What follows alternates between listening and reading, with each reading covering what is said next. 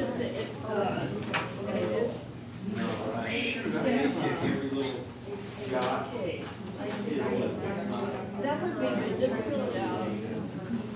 Mike coming in today or? No.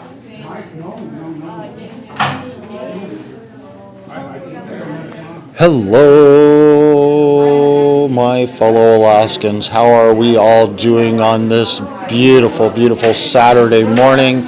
Slightly overcast in the Eagle River area where I am currently at right now. We are about to begin with Concerned Conservatives of Alaska. Thank you guys all for being here today, and I'm glad you could join us here for this live broadcast. I really do appreciate you guys. If you take a moment right now to please like, share, and make sure Alaskans get to hear what is going on within our state. Give me just a second here as I flip screens and get myself into making sure that what I hear is giving me good quality sound. And I believe it is, because I did a sound test just before this just to make sure.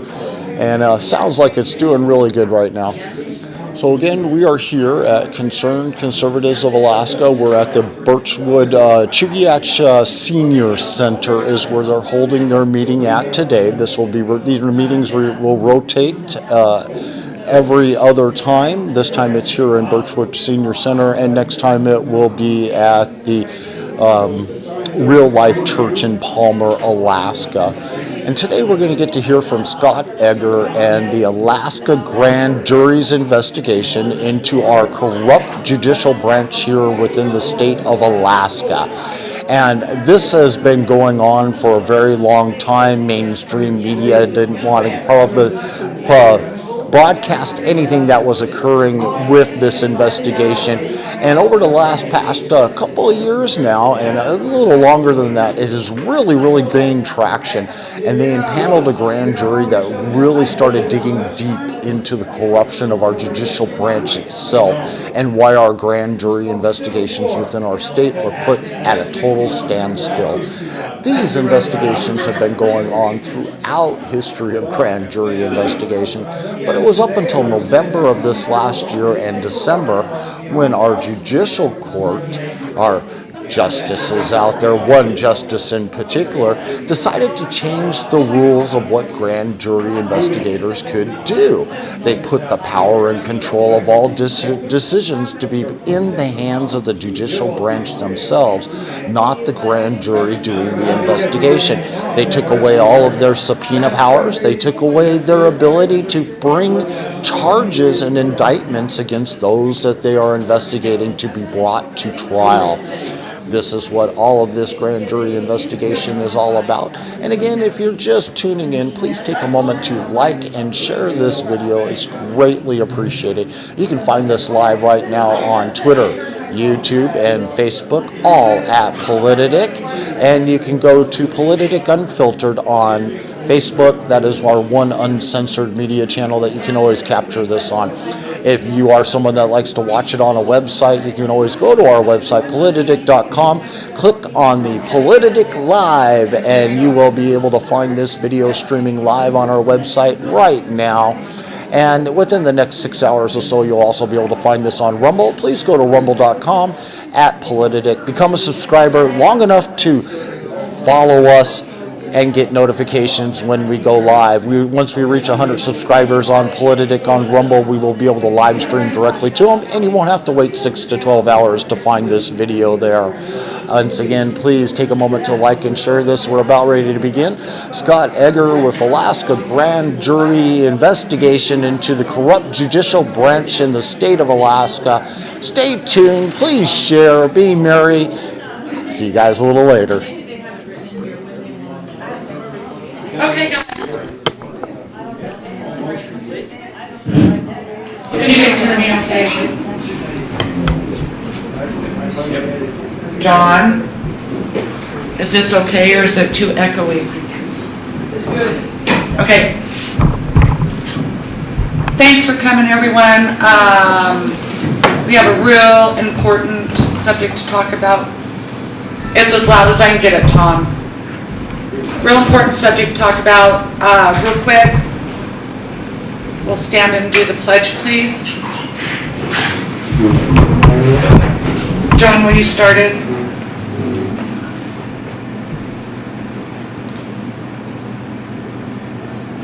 Hello, John.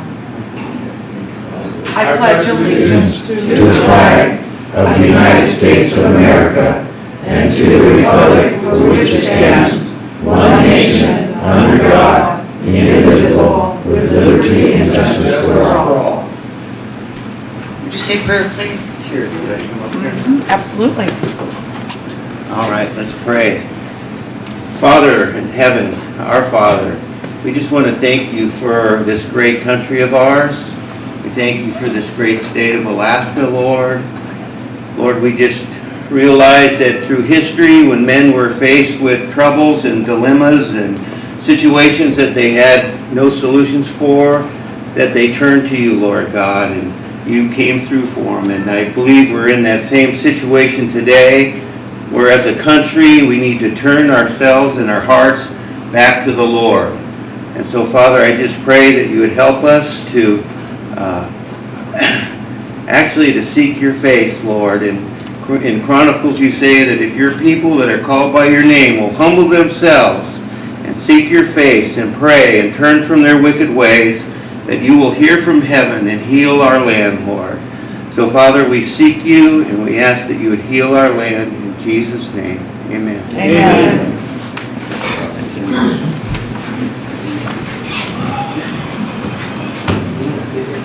Okay, guys, I'm going to read the minutes from the last meeting really quick, and then I'm going to turn it over to our speaker, Scott Eggers.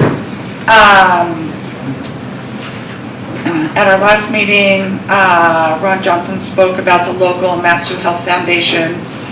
Roots are woke and they get lots of money. He encouraged everyone to become a member in order to attend annual meeting to vote for change of board of directors. Annual membership is only $5 a year, which includes a nice dinner. So you get a good dinner for $5 if nothing else. He had forms to sign. Many signed up and paid to become members. If you haven't, you can go online, sign up, pay your money, and boom, done deal. And when they have their annual membership meeting, which I believe is in April, we need to go as a conservative whole and try and stop a lot of the shenanigans they're trying to pull. John Letlow presented a large detailed charge which he had designed regarding structure of CCAK, complete with various committees to which members could join. He passed out forms and encouraged members to sign up for a committee of their choice. Julie Morgan informed us 41 people have become paid members of CCAK. If you are not a paid member of CCAK, you do not get to vote. So when we have things to vote on, you have to be a paid member or you're an attendee and you do not get to vote on things we're working on. Julie Morgan, sorry, I already read that part. And then announced that the next speaker, School of Government, was David Haig, which has already been done. There was a suggestion on from one of our members regarding preparedness in case of a state or national emergency, how we're going to deal with that. There's been a lot of interest. One gentleman contacted me. We've talked about several different options. After Scott's done talking, I'm going to let him have just a brief minute to talk about what he's thinking.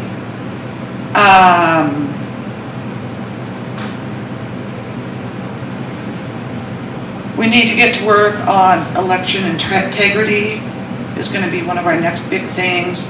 Obviously, ranked choice voting is huge and people are signing booklets. I think there's been about 1,900 booklets passed out or mailed out at this time, so I think the goals will be met very shortly. Anyway, I'm going to turn it over to our speaker. He drove up here from Ninilchik. I always get too many ills in there. He drove up from Ninilchik yesterday afternoon to speak to us about our grand juries, our rogue Supreme Court, and how or what we can do to help with that situation. It's a hot topic situation. Please keep the language clean. We try to be family friendly. We don't want to offend anyone. So, Scott, come on, get up here and do your thing. If you would, go ahead and pass those. Yep. Oh, let me say one more thing. Okay. What Scott's going to be talking about, all of the statutes and whatnot that he quotes is right there in that book.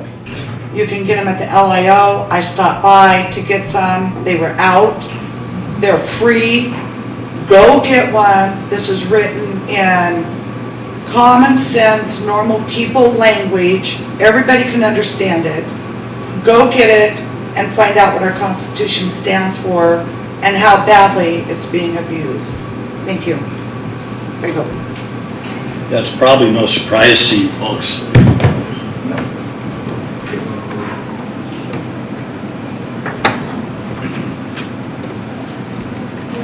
Okay, we'll try this. I'm glad you guys showed up today.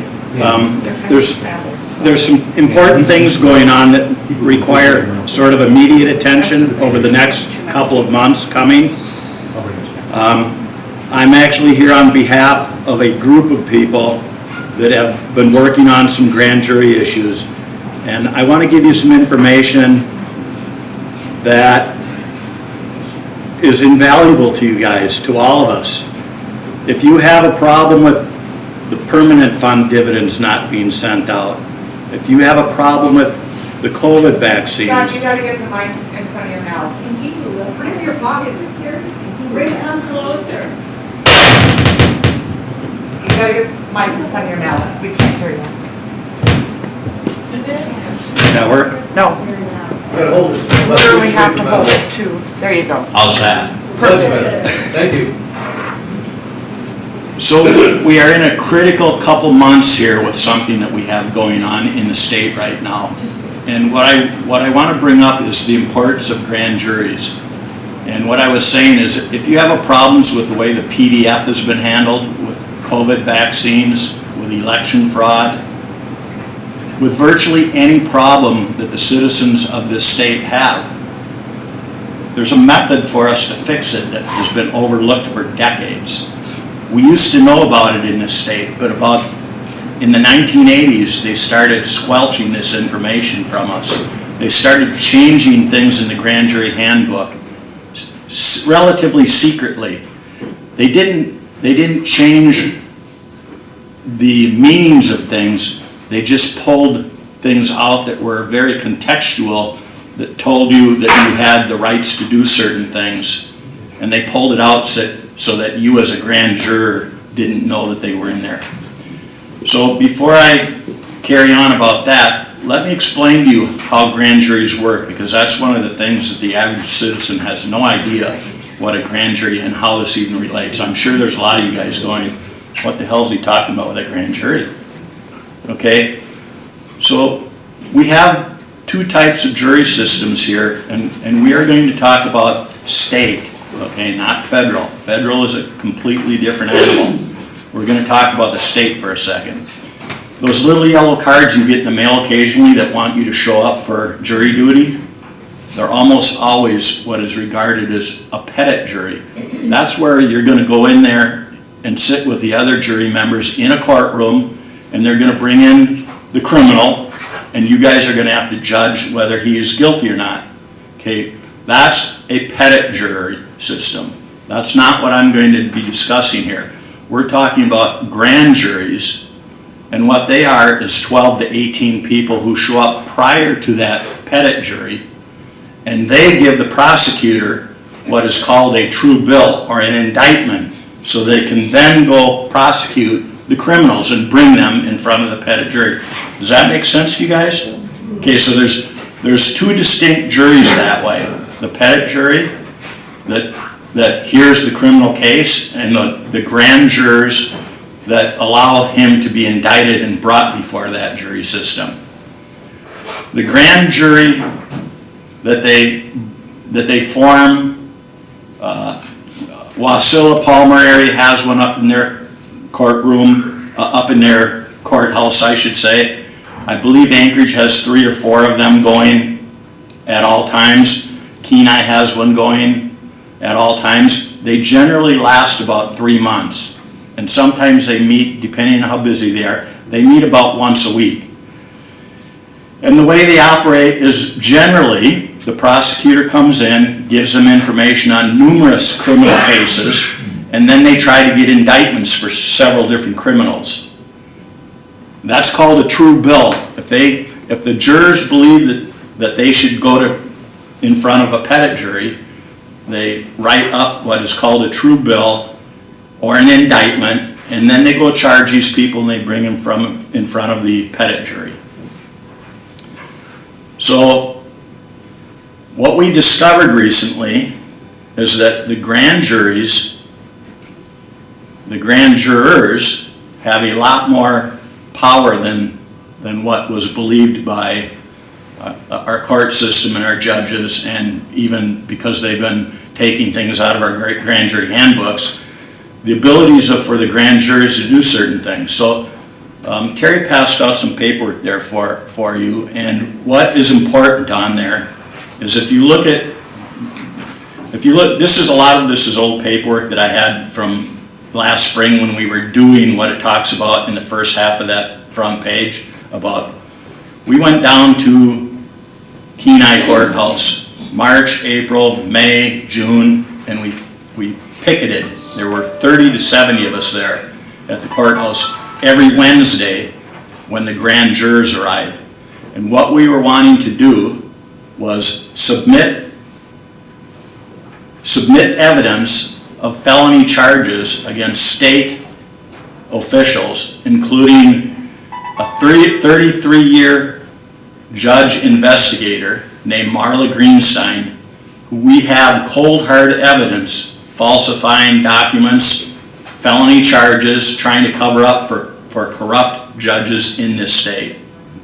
We've got the cold hard facts that she can't squirm out of.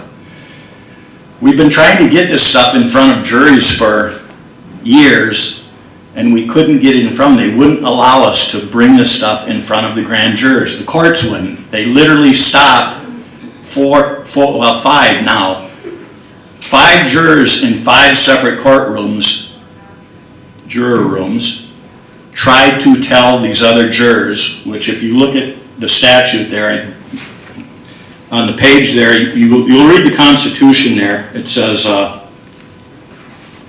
Article 1, Section 8, the power of the grand jury is to investigate and make recommendations concerning the public welfare or safety shall never be suspended.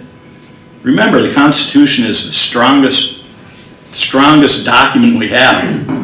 Right behind that, we have a couple of state laws, 12.4030, duty of inquiry into crimes and general powers. The grand jury shall inquire into all crimes committed or triable within the jurisdiction of the court and present them to the court. The grand jury shall have the power to investigate and make recommendations concerning the public welfare or safety. Think about that. We can make recommendations concerning anything of public welfare or safety. PDF, fraud in the elections.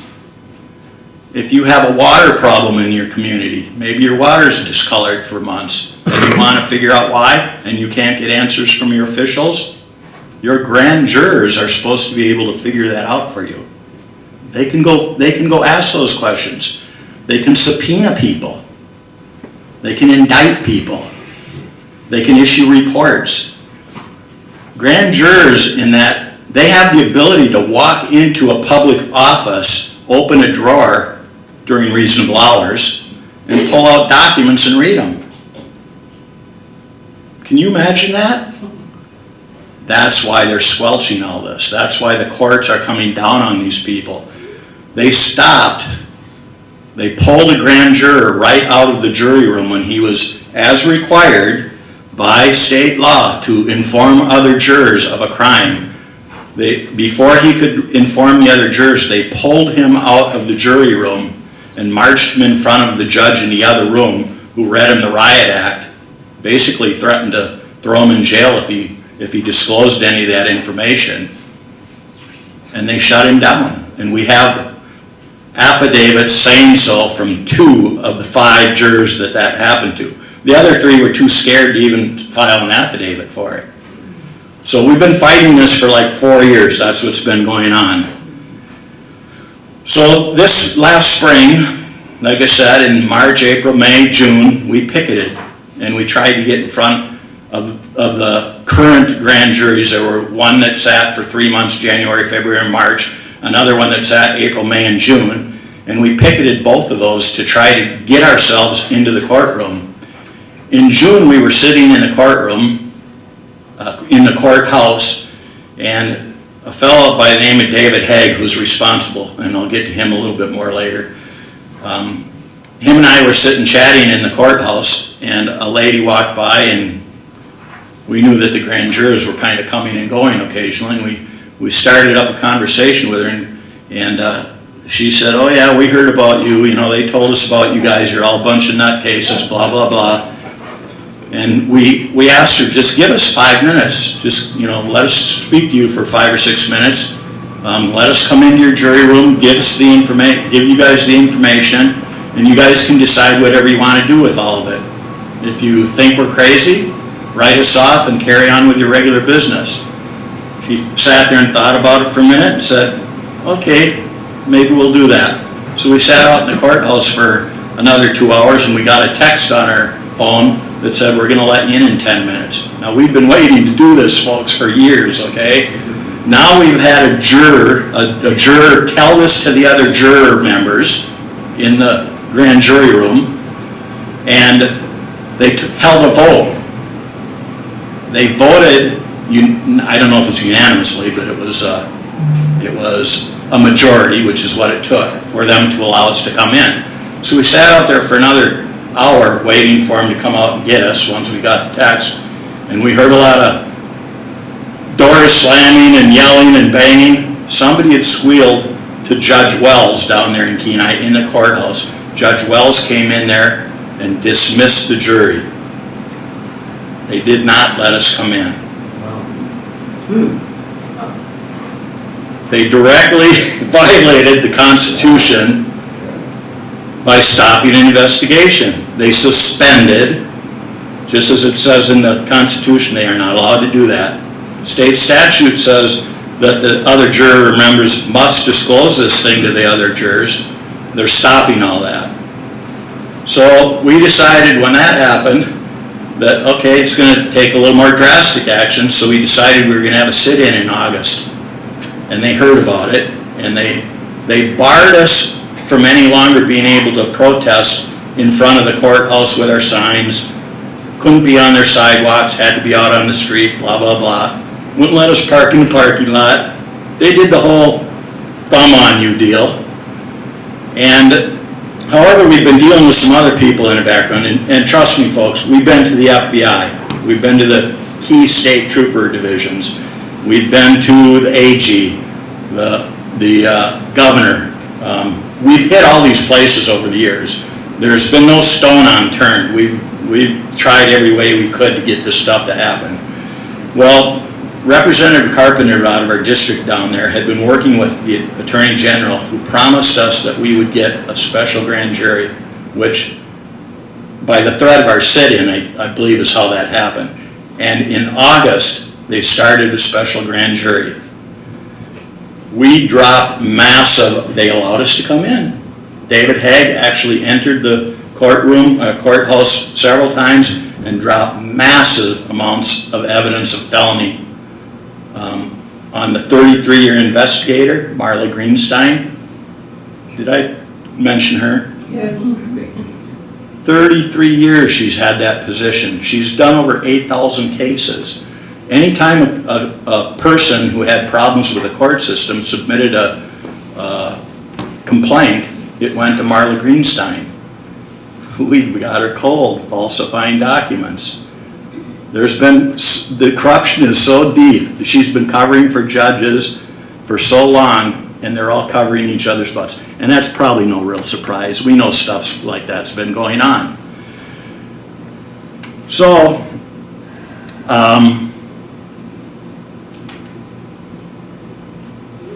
we get this information into the jury room in August. And they start subpoenaing some troopers, and they're working their way up the ladder. And sometime in maybe October, maybe late September, they subpoenaed Marla Greenstein. That's a top dog. Word leaked out to the Supreme Court of Alaska. The 5 justices, when they do policies, normally submit the policy recommendations in front of a committee to oversee things. They sent out an email in, I believe it was September, that they were going to do a policy change. This is a month after we got this grand jury going, remember. And essentially they were going to gut the things you just read on there about the state statutes and what it says in our Constitution. And a couple of the people that sat on that committee wrote those 5 Supreme Court justices and said, I think there's a constitutional problem here. You better Tell them how many people are on that committee. 13 people sit on that committee. 3 people got the letters. The Supreme Court issued this to the 13 members on the committee. Only 3 of them responded to the letter. We don't know for sure who got it, if everyone got it, but 3 of them did respond to that letter saying that there was going to be a policy change. 2 of those people on the committee said, we have a meeting December 15th scheduled. We would like this information to be brought before the full committee on December 15th. The Supreme Court ignored their wishes, bypassed the committee completely, and on November 28th passed a policy change to something called Rule 6.1 and 6.2, which gave specific activities that the jurors could and couldn't do in a policy form. Essentially, they wrote their own law. Instead of going by what I wrote here on 12.4040, jury to disclose knowledge of a crime, the juror shall disclose it to other jurors who shall investigate it. They gutted that language. There was another one that, allow me a minute here. There's another one here that you don't have on your paperwork, and it wasn't on that paperwork because at that time it wasn't important. But here's another one that they gutted, 12.40050. The grand jury may indict or present a person for a crime upon sufficient evidence, whether that person has been held to answer for the crime or not.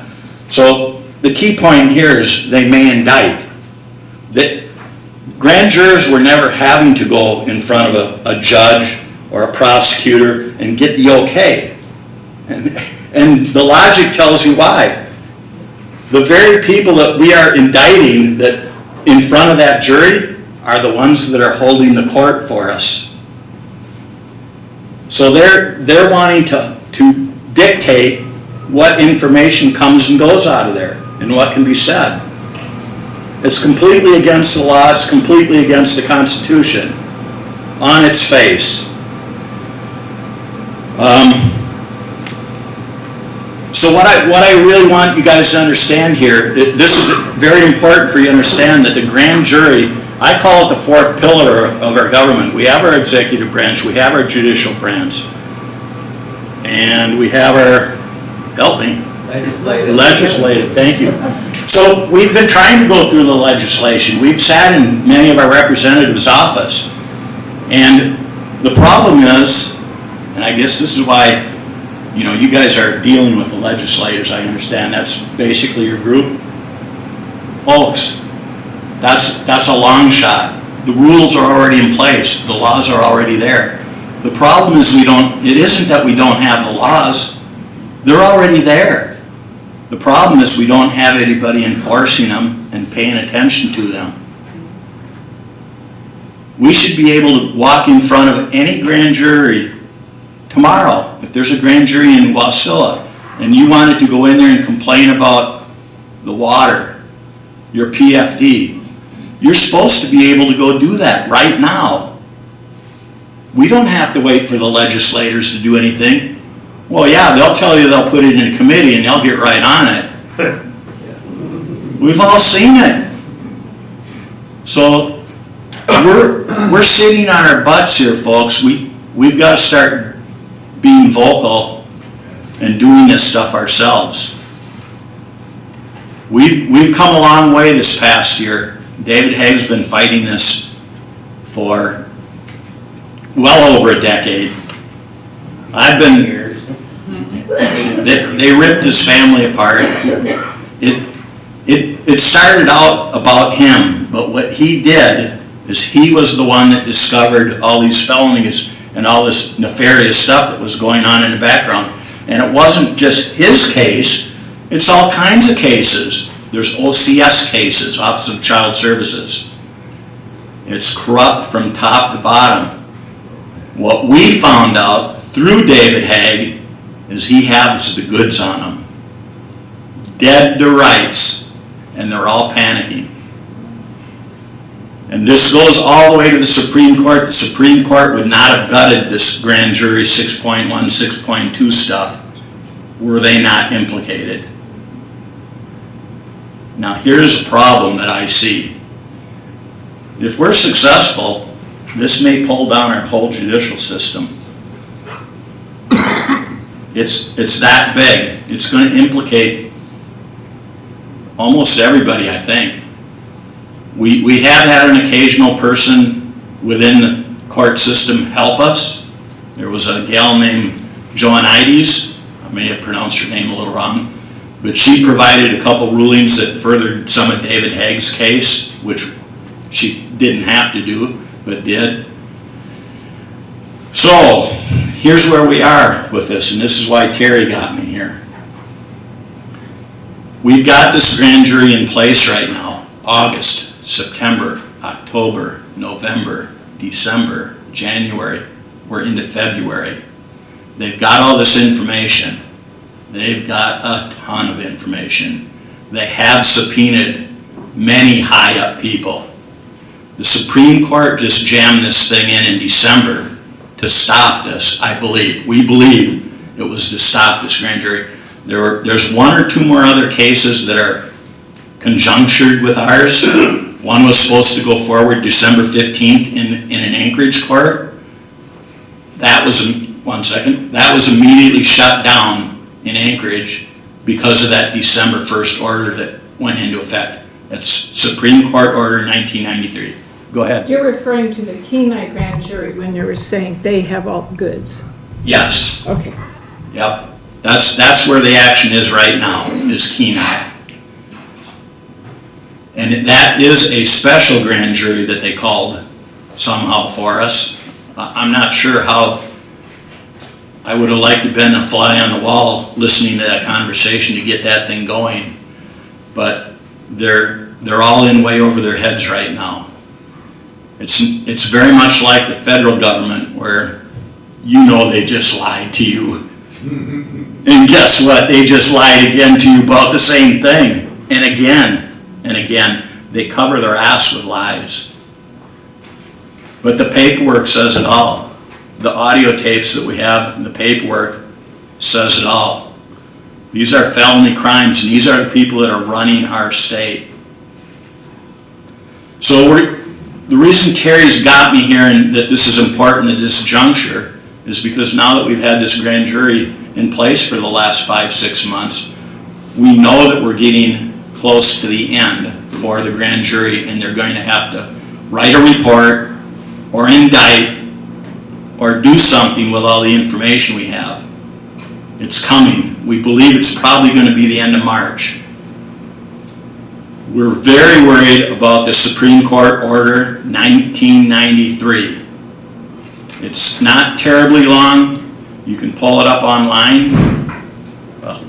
I do have a copy of it with me that shows the changes that it made, but it literally guts a all the things I just told you about that the grand jury has the ability normally to do. So on March 15th, we are organizing and have organized sit-ins at whatever local courthouse you guys can get to. And what we are going to do is demand that the Supreme Court rescind Order 1993. There are some people who are threatening to stay and get arrested over it. Those that don't feel quite as strong about doing something like that are more than welcome to pick it out front or stand in front or, follow the general orders that you're given. But we need a showing of people when we do this on March 15th. And here's where we go from here, in my opinion. I don't believe that the court system and our state officials can afford to let this grand jury get this information out. Because, like I said, I believe it will bring everything down. It's that big. So I think they're going to try to bury it with Court Order 1993. Now what's our next move? Our fight so far over the last 3-4 years that I've been involved is you let them make a move and then you make the best move you can and then they make a move and you make another counter move, and that's just the way that we've had to operate. We have certain things in our repertoire that are legal and we can use. For instance, the state of Alaska, by the way, which has one of the best constitutions in the nation, because we were the 49th state, our delegates were able to read constitutions from other states and have people brought in from other states who already had their constitution in place and take the very best things out of it. So we've got one of the best constitutions and the laws in place for us. One of the laws that we have in place for Alaskans, citizen's arrest. Do we want to do that? Not really, but it's legal. Scott, if we did a citizen's arrest, who would prosecute? Because they're all in it up to their eyeballs. We don't have any prosecutors. We don't have any judges. We don't have anybody that's going to take this on and prosecute the illegal people that are doing this. She makes a great point, doesn't she? This is what we run into every time. We make a move, we do what we can, and then we see what happens. Go ahead, sir. Not against anything you're saying. It all sounds very realistic, but when is the last time you or anyone else saw any Supreme Court in the United States reverse a policy of any kind because people protested out front? I don't think it's ever happened or likely to. If the legislature changes laws, maybe. We don't need to change laws. The laws support. Yeah, the laws actually support us right now. One of the discussions we often have with the legislators, and I know you guys are talking to legislators too, and I had great respect for them in my earlier years, but I've come to realize we get nowhere with them. We don't need new laws, folks. They're already there. That grand jury that they've been changing the rules on us, that is our way to take over our country again. Go ahead. But you're wanting them to change, okay, it's not a law, it's a directive, but it has the force of law. Just like so many bureaucratic rules have the force of law. Untrue. Okay? Any law, any policy that is against the Constitution is an unlawful order. It may be, but not if the powers that be say, no, that's lawful. We the people. Right. We the people. That's called a revolution. Not yet, it's not right now. I'm just talking sit-in. If it comes to that, they're leaving us no choice. And I'm not advocating it. Sure. But we have to do something to get this stopped. We have lost all power as citizens of this state and of this country. I do not disagree. And that's why we're here, and that's why we need to get this figured out. I cannot tell you, one second, I cannot tell you how far we have come since I started this since I joined, I should say, in 2017, 2018. For 2.5 years, we got nowhere. Finally, we got some jurors bold enough to try to make a difference in the juror room, and they were shut down. Then we picketed, and lo and behold, after 6 months of picketing in March temperatures, April temperatures, February, I think we started in February, with 30 to 70 people in front of the Kenai courthouse, we got a special grand jury. And we got that information in front of that grand jury. We wouldn't have done it had we not had 30 to 70 people holding signs every Wednesday for week after week, March through August. Okay, that's what happened. That's only 30 to 70 people. We're at a stage right now. This is why I'm here. I'm all about numbers in this game. I've been telling my cohorts for a year now, this is going to be a numbers game. We don't have power until we are united, until we have enough people there that they go, uh-oh. Hey, we're all getting old, but we can still hold a sign. We need bodies right now. And not just bodies. We need bodies, but your mission here today is to start telling other people what I just told you. Grand juries, folks.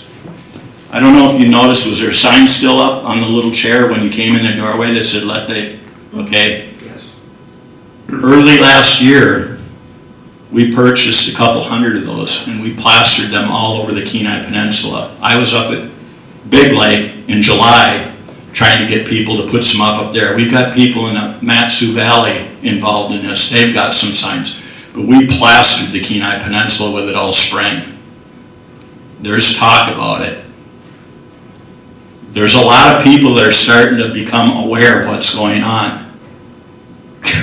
It's been doing nothing but growing this past 3-4 months. And with this new Supreme Court Order 1993, boys and girls, we better get on board with this right now, because if they stop the current grand jury from putting out these indictments or reports, if they bury this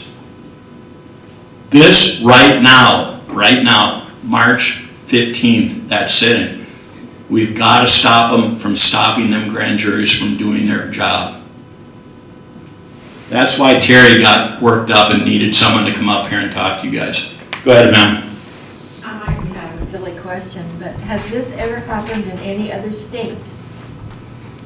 That's a good question. There are no silly questions, by the way, so if anybody has any question, ask it. David Haig, who's been doing the bulwark of our efforts here, has been in contact off and on recently since we found out about the grand juries a couple years with California. They have a grand jury association. A few weeks ago, we got in touch with a fellow that's pretty good on the internet, pretty good with the computer port. And we've got about 3 different, I think it's 3 different websites right now that intermingle with each other.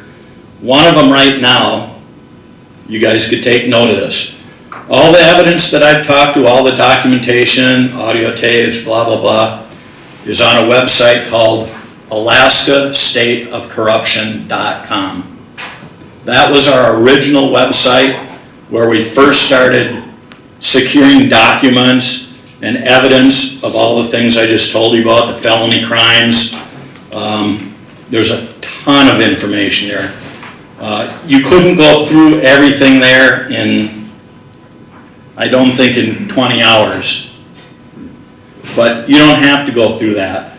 There's things you can click on and you can read segments. A lot of the documents that are the full document, which might be 54 pages, might have 8 different pages with yellow highlights on the parts that are important for you to read, because it goes right to the heart. This is what they said, this is what it really, here's the proof against that. It's things like that. So it is put together in a pretty decent fashion where you don't have to go through the whole thing.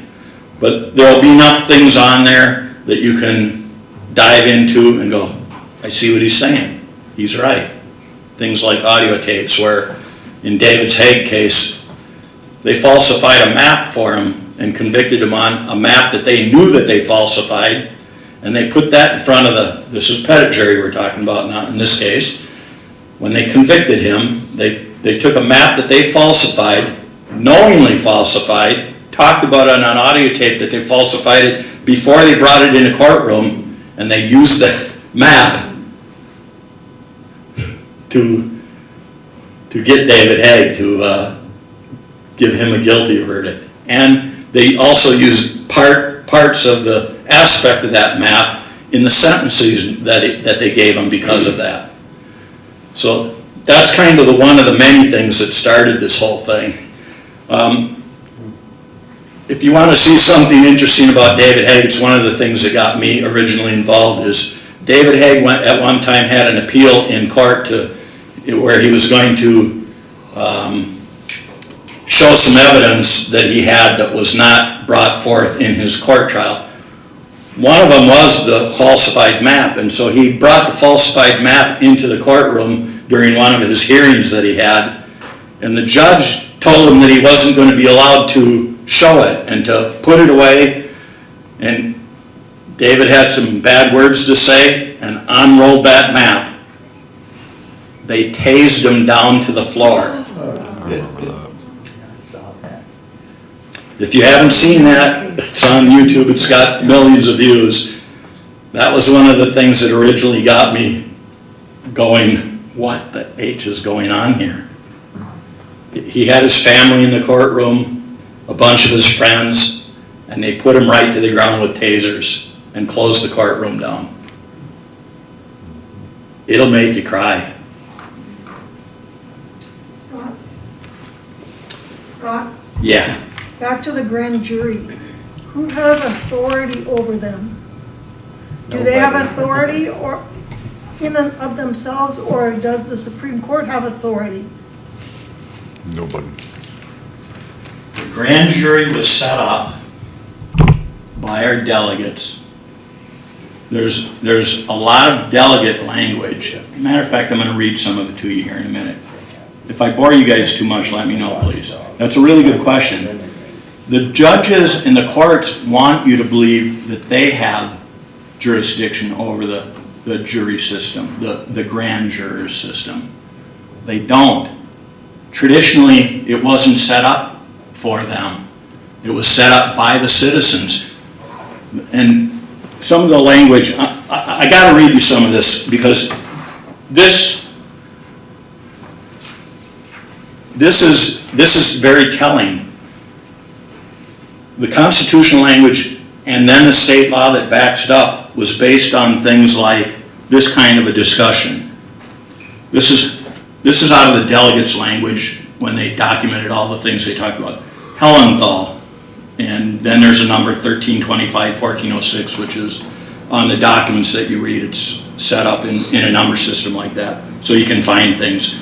The grand jury should certainly and definitely be preserved as an investigatory agency. There's no question about it at all. I agree with Mr. Barr that the investigatory power of a grand jury is extremely broad. I think a grand jury can investigate anything. I think that the broad statement of power that Mr. Barr asked for is proper and healthy. Here's one from Ewell Kilcher. You know the Kilcher family down in Homer, correct? I recall personally a situation 8 or 9 years ago that brought it to my attention forcefully how the grand jury can be utterly vital. The grand jury in its investigatory power, as well as for the fact that it is sitting there as a panel, sometimes is the only recourse for a citizen to get justice, to get redress from abuse in the lower courts. It is the only safeguard a citizen occasionally has when, for any reason, and very often for political reasons, a case is not dealt with properly. The grand jury can be appealed to directly, which is an invaluable right to the citizen. Scott, another question. So, what would prevent us, the people, from forming our own grand jury and meeting somewhere else besides the courthouse? These aren't dumb questions, are they? No. I could show you in the old grand jury handbook that they've been changing, where it talks about grand juries selecting their own place to meet. There you go. So why do we limit ourselves to following the Supreme Court's rules if we actually have the power to make our own grand jury? Did you say, why do we do that? Yeah, why? Anyone want to answer? Fear? We've been swindled.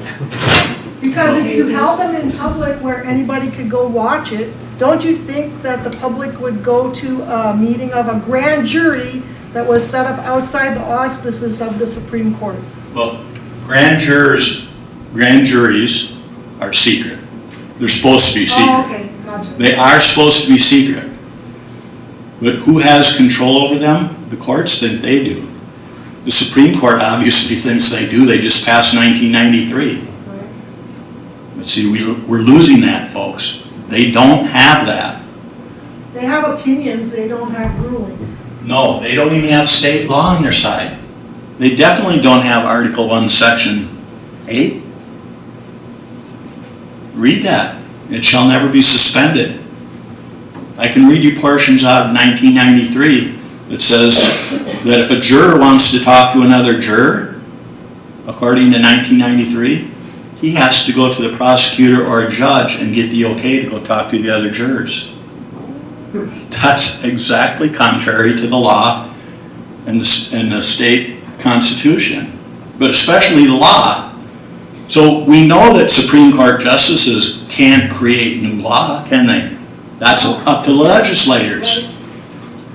So that's why when I hear about legislation and talking to the legislators about fixing this stuff, I'll give you, for instance, when this first came up about 4 years ago, our new mayor, Machicky. And you got him back, you're so lucky. You all know that name? Well, Machicky was he was running for Senate when we first approached him, so it was probably about 4 years ago. He was just getting ready to run for the seat that he then held. And we went to him to try to get this fixed. And he, of course, promised to fix it and do what he could. And out of the legislation once he got in, came a bill, HB 51. It's a 6-page, pretty short, not a long 6-page, a very short 6-page, where it required the jurors to do almost the same things that the Supreme Court in 1993 did. Now, he was a guy that said he was going to help us, and that it was his answer. Now, I bet dollars to donuts, we all know this, they don't write the bills. So this probably got brought up through him, got to the lawyers said, yeah, we'll help you fix this, and came up with HB 51, which hindered us. In fact, some of you guys occasionally go to the state fair. You may have seen us with a booth a few years ago. We were collecting signatures about the grand jury and trying to get a grand jury started. We've got tons of signatures there at the state fair at one of the booths we had there a few years ago. That's about the time this stuff, it was shortly after that is about when this HB 51 came out. But I believe this stuff just goes to the lawyers, and the lawyers write it according to whoever's pulling their puppet strings. And if anyone knows who those puppet masters are, be sure and tell me. They claim to be nonpartisan. Oh, Yeah, it's a nonpartisan, supposedly a nonpartisan. Somebody just asked me this question yesterday. I'm married to a legislator. So they asked me. Last name? McCabe. Okay. So they asked me, who oversees the legislative legal. And it's legislative affairs. Yeah, don't get me wrong, there's good people around, but Well, There's a lot of bad ones Well, around they're too. drinking from a fire hose, so if they haven't been there very long, you know, they're learning so much about everything that sometimes some things fall through the cracks, but I can tell you, my husband talks to Ben Carpenter quite a bit. My personal belief is, with the legislators, is that there's a power held over those folks. And that power that's held over them is part of the corruption, just like in the judicial system. They're all working hand in glove with each other. As a matter of fact, again, every time I bring something up, I describe this like a big tree with a tree trunk, and it's got 12 big branches going up. And on that 12 big branches, there's 10 more fairly big ones. And every time I talk about something, I could walk a branch out and go tell you 800 more things that hook up with what the points I'm trying to make. It's all part of the same corrupt system. They're all working together. Yeah, I just question, if the governor swears to uphold and defend our Constitution, and the Attorney General does the work of that compliance, what's the current situation with our current Attorney General and Governor in regard to understanding this issue? They've been well informed and have been for years. Obviously, they don't want to touch it. Now, interestingly enough, I'll give you, this is kind of one of the things I was talking about, all the branches, how they connect. The Deputy Attorney General, John Skidmore, okay, at one time he was head of Department of Law. Chenault and Machicki and myself, David Haig, and a few other people had a big meeting with the Department of Law, the state people, up in Anchorage one day. And the state lied through their teeth saying they didn't know about this thing and the other thing, and we had audio tape of them admitting to those things previous. We didn't know we had the audio tape at the time. We got it later and found out, yeah, I thought that we had that. So, and that happens all the time. So Skidmore is, at the time he was the head of Department of Law. With his court order 1993, how did he fit in there? We were told by the Attorney General that this grand jury would not, how did that go? They knew Skidmore was a problem, that because he was one of the ones we got under investigation for charges, and he would not be part of the process. Well, when we got the information going back and forth between the Supreme Court justices and the committee members that we were talking about, the committee that was supposed to oversee the justices' policies, Skidmore's right in the middle of it. They appointed Skidmore to be right in the middle of that. It never stops. It just never stops. And Trey Taylor, who's our current AG, is as hip deep in this as any of the judges or other lawyers or anyone else. And They all know. They all know. Right. Everybody, nobody's got clean hands on this. They've known for years, they know today. And you know, the governor, rightfully, he could step in right now and change this. He has the ability. So does the Attorney General. Either one of them could step in right now and change it. The thought about going to the legislators, when we talked to Representative Carpenter, and a lot of people believe he's a good guy. I'm on the fence yet. And he'll talk about it. We talked about it with about 12 of us in his room here about a month ago. And he'll readily admit, you know, we can pass laws, we can pass some things, but it may not happen for 2 years, it may not happen for 4 years, and even if it does happen, they don't have to listen to us. And he's absolutely right. Why? Because, look, we already have state laws, we already have the Constitution. That's the thing about it, they're already there. Hope I've stressed that enough to you guys. It's already there. What is not there is for the people to be behind this. Forget your legislators. Don't Sorry. This is not the way to do this kind of stuff. They probably won't do it. They maybe can't do it. And even if they could and did do it, it would take years. Do we want to wait some more years? Right now, guys, March 15th. Go ahead.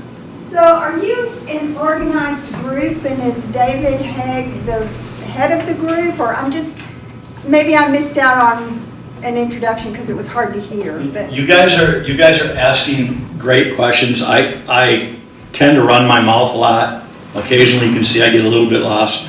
But there's a ton of information, and I'm glad you brought that up. There's still probably 5 areas that I haven't even touched on, but I'll give you a little background on how this all came about. David Haig was a pilot and guide and ran a guiding service, had a lodge across the bay, was catering to very wealthy clients, was making a killing at the age of 35. His family, rose from nothing and started that guiding outfit and was doing high clientele people for years. The state came in and asked him to kill some wolves over in that area to help the ungulates, the moose and whatnot. And he agreed to do that. And so the state had a permit. This, like I say, would have been somewhere in the 15, 18 years ago range. If any of you remember, we had a real brouhaha up here in the state about wolf kills in the state, and we had all the environmentalists that were screaming about killing wolves out, blah, blah, blah. So anyhow, he agreed to help them. He did go out and shoot some wolves, and he shot them where the biologist told him to shoot them. There's like 3 different units. This is where the map came into play. There's like 3 different subunits up there. They had a permit for 2 of them, or maybe it was 1 of them. And some of the wolves were shot outside of that permit area, but the biologist told them to shoot them in those places. Well, then the state got caught with their pants down by the environmentalists for shooting wolves outside the permit area. They needed a scapegoat. They said, aha, David Haig was a rogue operator. He did this on his own. And they brought him into court, falsified documents to make it appear that he was a rogue. They actually, the map that I was talking about that they falsified had the marks of the X's on it where the wolves were shot. And they moved the border over like this, and the X's were there when the border should have went like this, and that would have been legal over here. So essentially they falsified it to make it look like he shot him in his hunting zone, which he didn't. And that's how they got him. He didn't even find out about some of this stuff they were doing him to till a year or 2 later. They didn't give him some of these things in his, what they call discovery, if any of you are familiar. Hopefully you're not familiar with court. It's not a good place to do. But in discovery, whatever evidence is supposed to be given to the court people has to go to the other side if asked for, which it was asked for. And they pulled documents out of there that David wanted to get in front of the jurors, and they didn't, the prosecutors did not give David's people the evidence that they were going to put into court. And so he was in the dark about how they were conducting the court proceedings until a year or 2 later, when he finally did dig into it and found out what they did. That's how this whole thing started. When he started filing complaints to people like Marla Greenstein, there was here's how part of the Marla Greenstein, this is one portion of it.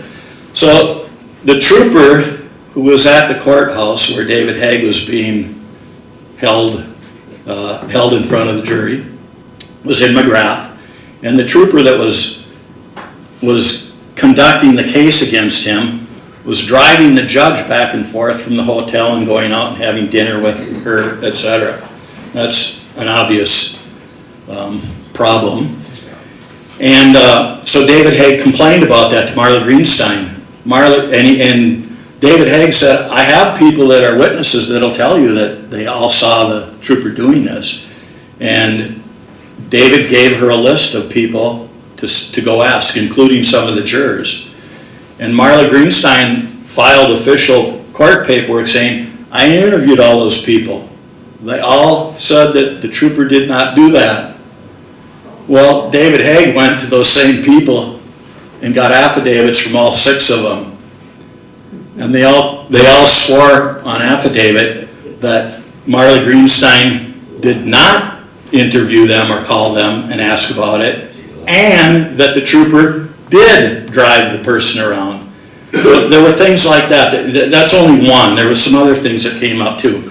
But that's how this all got started. And then it just snowballed because they kept lying more and more and more, and they were burying themselves in lies. I was just thinking, the word government to me, it's sad. But oh, what a tangled web we weave when we practice to deceive. It's just everywhere. I mean, it's so sad. It's terrible. It's terribly sad. We all know it's terrible. So, are we willing to get up off our chairs here one of these days, soon, and hold a sign or something? You know? Yeah, you bet. March 15th, right? Yeah. In front of the courthouse. You standing up and doing that, you know how big that is? That's huge. Now, this is going to end up being a numbers game, but having people stand up and say what you just said and exclaim that you'll do this thing can catch fire. Does anybody here by chance listen to Mike Picaro? Yeah. I had an opportunity Friday on my drive into town. I was listening to him for a couple hours, and I've talked to him. He's got tons of information. He knows everything that's going on, and God, I used to like the guy, but he knows how corrupt things are, and why people in positions of power to be able to publicize this stuff are not doing it. Thank you, Politadick. There's a few of us. There's a few of them around doing it, but why? There you go. This fellow, and there's a couple others that have been following this stuff. Watchman finally got into it a little bit. Must-Read Alaska finally got into it a little bit. They've all been notified years ago. What's the gal from Must-Read Alaska? She was notified. I sent her several emails last spring when this was going on. We couldn't even get them to come out and take a picture of us at the Kenai courthouse with 70 sign waivers. The local paper there in Kenai is about 500 yards down the street from the front of the courthouse. They wouldn't even come over and do a story on us. Unbelievable. So it's going to be a numbers game. We want some more bodies. We definitely want you guys to start spreading this word about the grand juries. This grand jury knowledge. Everybody's got to start knowing. You can be on a grand jury, you know. You guys might be on a grand jury. That's not secret. How is a grand jury for? We could be on one right now, because it's. She started to ask that a little, and I didn't quite get back to it. So another great question. Right now, what they've been doing is they're now how this special grand jury got started. I'm not sure how they picked those people, but on the Who's they? I'm gonna get there. The regular grand juries, they pull off the PFD rolls. That's how they get the names. Whether they drop them in a hat and pick them, I don't know. But I do know that they pick them off the PFD rolls because they're supposed to be citizens to get the PFD. Is it what organization? No. Well, it's somebody in the jury system. It's someone in a judicial branch that's doing that. Okay?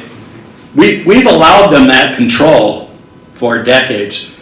I'll give you a little bit of history of how this thing started to go awry.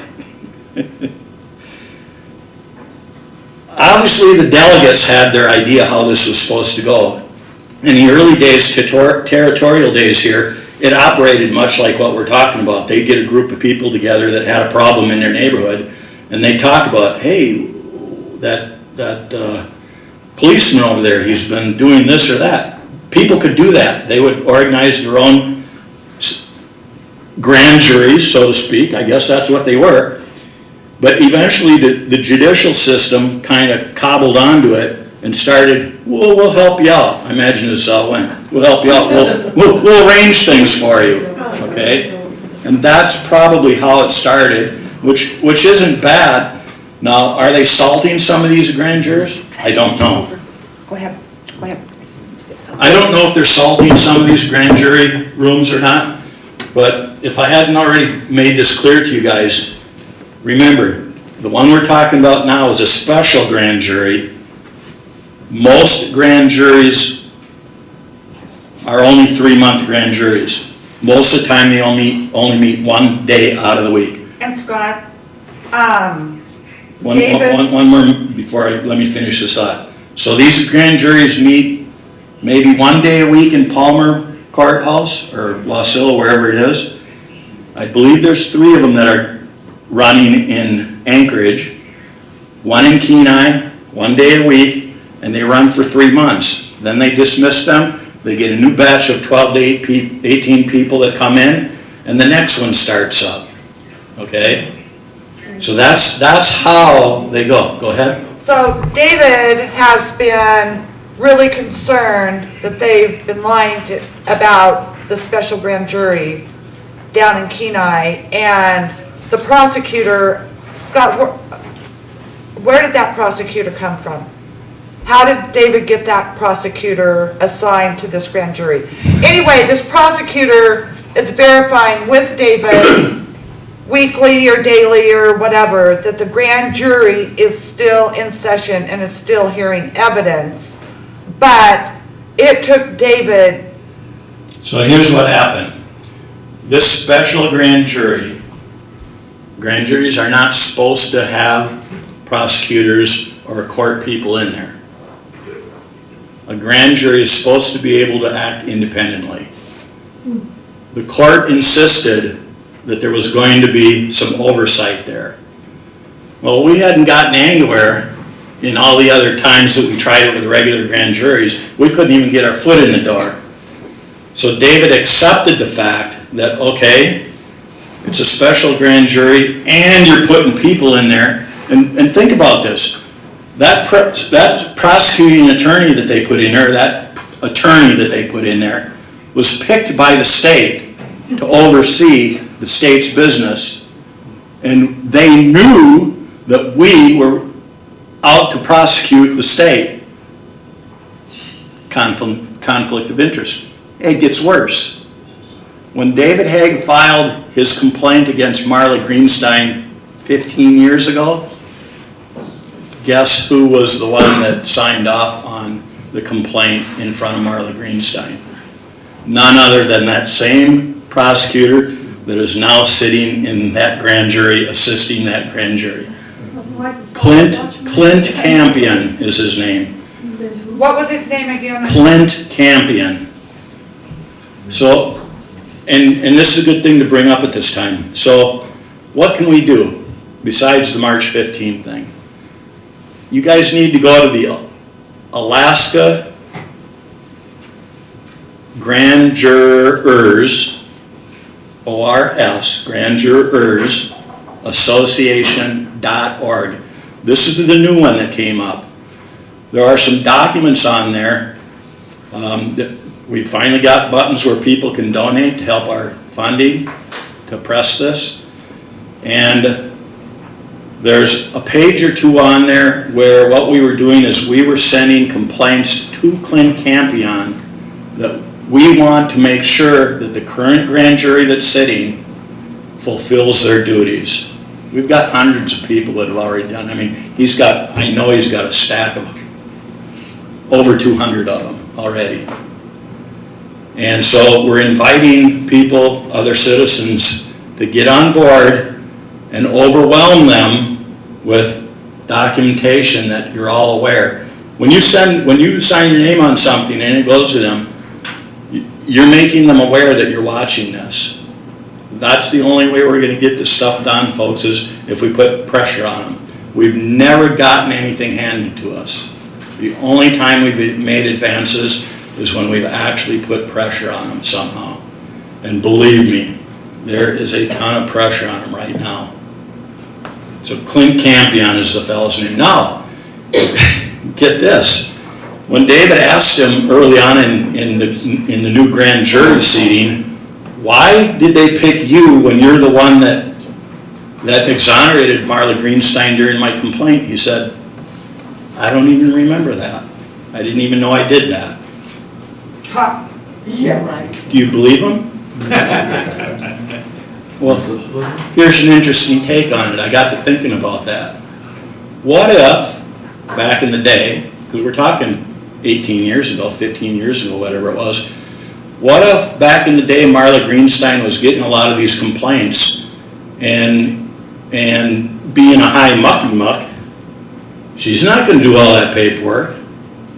What if she had a bunch of underlings signing stuff off for her? Maybe he didn't even read it. Maybe he just applied a signature. Heck, I don't have that document. Maybe he didn't even sign it. Maybe he really doesn't know that he did that. So, kind of interesting, just a thought. I mean, when I'm looking at things, I try to see all sides and see different possibilities. That is a possibility. Maybe he didn't know. I will tell you that for some reason, he's been really helpful to, at least on the surface, every time we brought him information, it appears to have gone. We brought information to his office in Anchorage in December, well into the grand jury sitting. August, September, October, December, we were bringing information into his office, more information that the grand jurors were asking for. He's telling us, David Haig, David, they want more information on X, Y, and Z. Can you bring that paperwork in? David Haig would go dig through his paperwork, find it, bring it in. He would actually sign off, yes, I received this from David Haig. David Haig has those receipts. I'm going to say something about David Haig. This is not just a David Haig case. That's important to know because, like I said, grand juries can fix all kinds of our problems. But David Haig started this out. He is like a rabid dog on a bone. He is not going to let go of this. He's done incredible work, incredible documentation. He audio taped every conversation he had. I mean, he did everything right. These guys are scared. You said you'd give us 3 resource sites. You gave us one. Well, now you've added this other one, but AlaskaStateOfCorruption.com. you gave us that one. That one is the one that has a lot of virtually all of the documentation, evidence of felonies, etc. It's a wealth of information. The other one is Alaska Grand Jurors Association. You gave us that one. .org. The other one, let's see.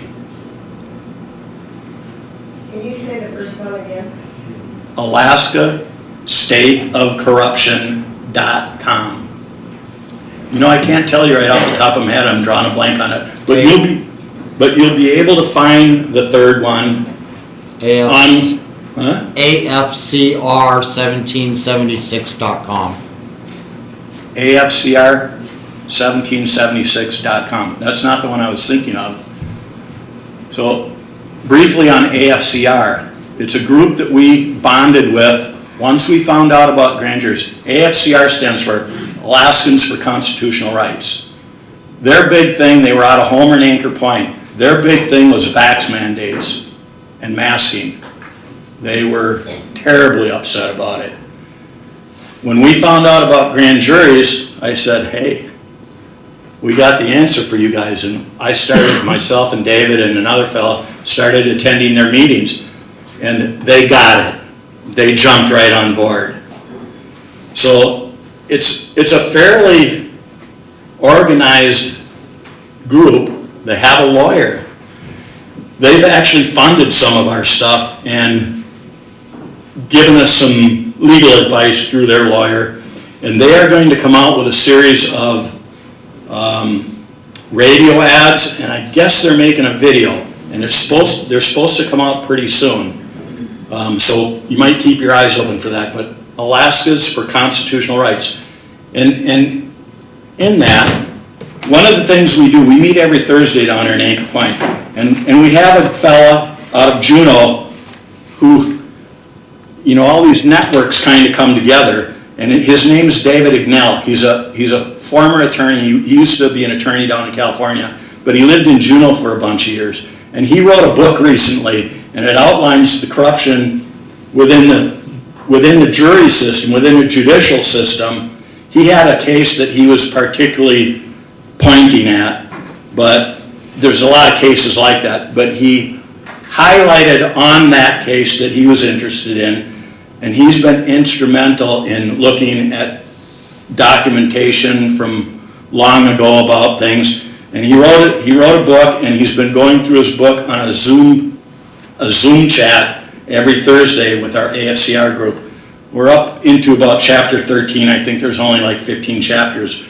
But you'll be able to probably find that Zoom meeting number. I don't know if anybody, who here does Zoom? A couple of us old fogies know how to do it. Yeah, I'm not a real big computer guy, but Zoom is a great tool, I'll tell you, because you don't have to, I could have done this by Zoom. Probably not. What's the name of the book and the guy again? His name is David Ignell, I-G-N-E-L. And I believe there's a link to his book, which is, I've got it here in a second. Well, let me take a look real quick here. Alaska Grand Juries.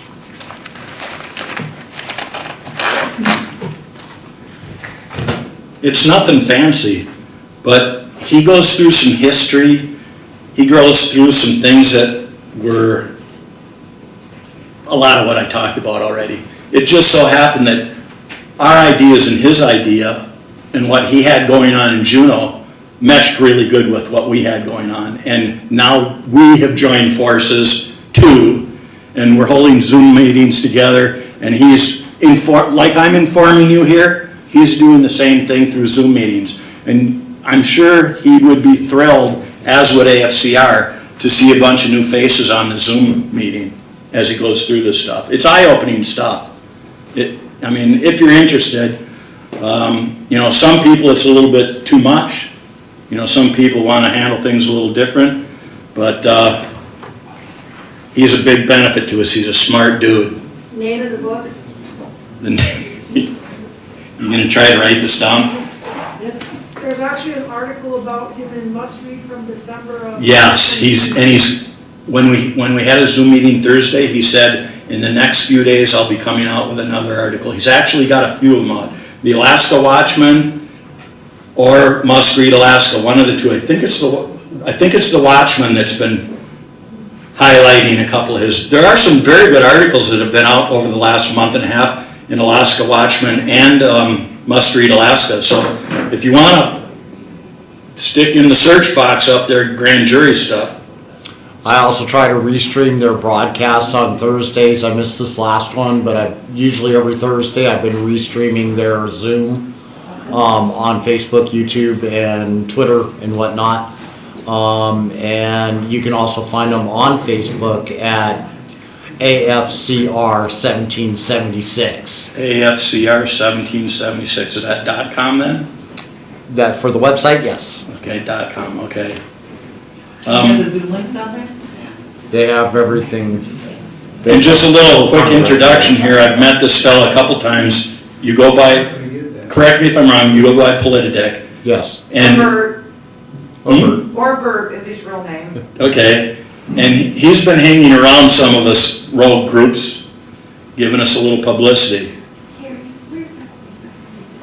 Yes, sir. I want to say that I go back a bit. We're talking about these people, they get in office and they go back and somebody else signs it, somebody else signs this. I go in and other things too. You get these evaluations. How do we do things with it? Always ask questions that have nothing to do with the company. It's a passing of the buck. These people take the money, they're responsible. I don't accept that somebody else will pass the buck. Well, this guy did it, well, we didn't do it, but we didn't know this. I don't care. You did it. He's responsible. Hold their feet to the fire. they did it, they're responsible, that's what they're paid for. We know that there's none of that going on. America does not, government does not believe in accountability anymore. We all know that. There is none.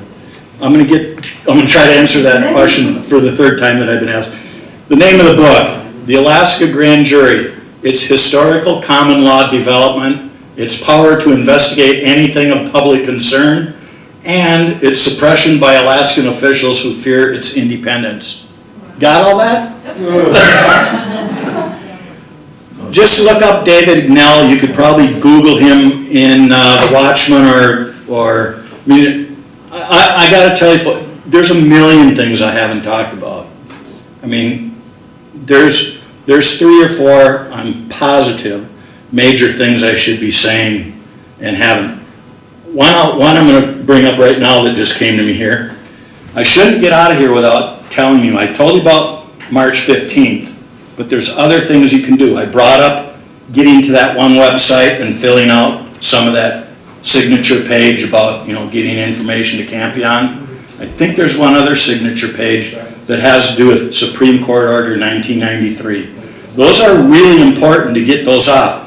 What that does is when you fill out that one paperwork, that's going to go to Mr. McCabe automatically. You tell him check his what do they call the other box? His junk box, or what's the other, trash box? Spam box. Yeah. You tell him make sure he checks that, because some of them have been going to the legislators' spam box. And who is it from? These are going to be letters from the people, signature pages, that tell them what is required of the legislators. So when you sign those things and get those sent off, those get entered in and they automatically go to all the legislators, goes to the governor, goes to the attorney general. This is the beauty I was telling you about this guy that we met up with here during the course of the summer, who's a genius computer guy. I mean, he's standing on the roof up here compared to where we're at.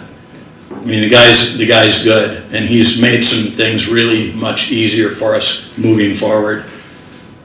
So, the signature page is important, the March 15th thing is important, and there's another one that you guys can do. We've already done it in several areas, and it is a thing of beauty.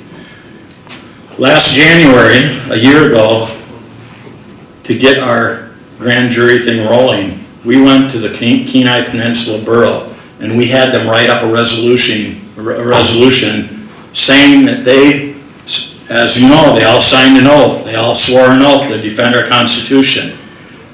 So we asked them to write up a resolution signifying that our Alaska Constitution, Article 1, Section 8, and those statutes that we talked about are legitimate, and that they are a requirement that is very important. Now, granted, resolutions aren't law, but when you have a public body like an assembly, Kenai Peninsula Borough did it, the Homer Assembly did it, the Funny River Community Association did it, and we had another letter of support from Nikiski community.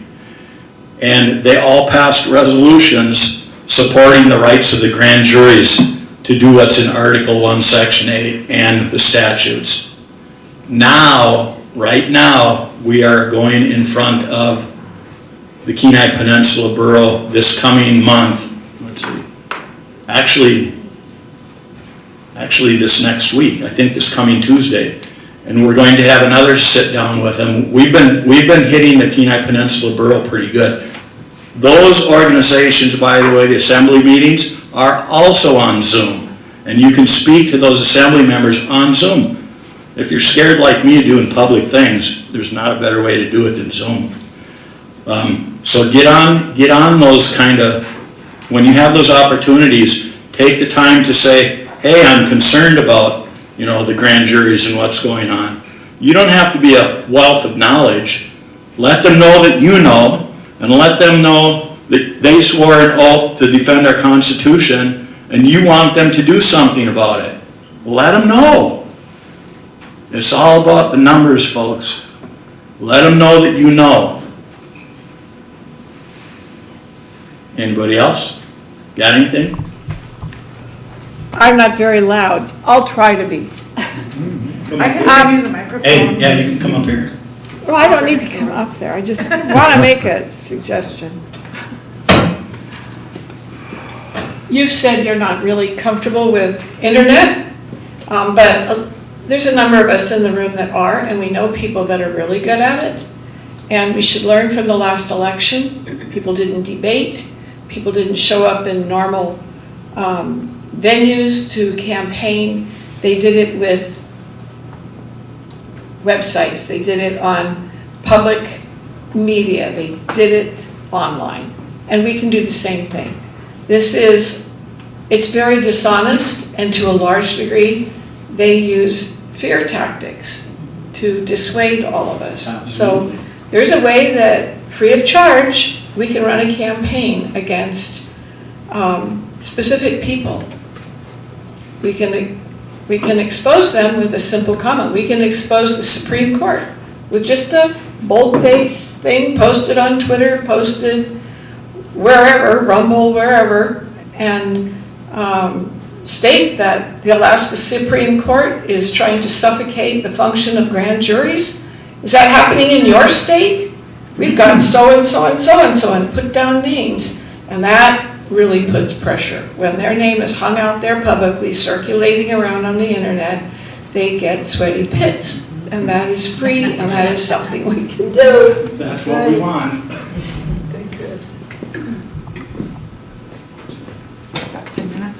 I think I got about everything that I can come up with right now for you, so unless you guys have any other questions. Can you hang around for a few minutes? Sure, absolutely. Go ahead.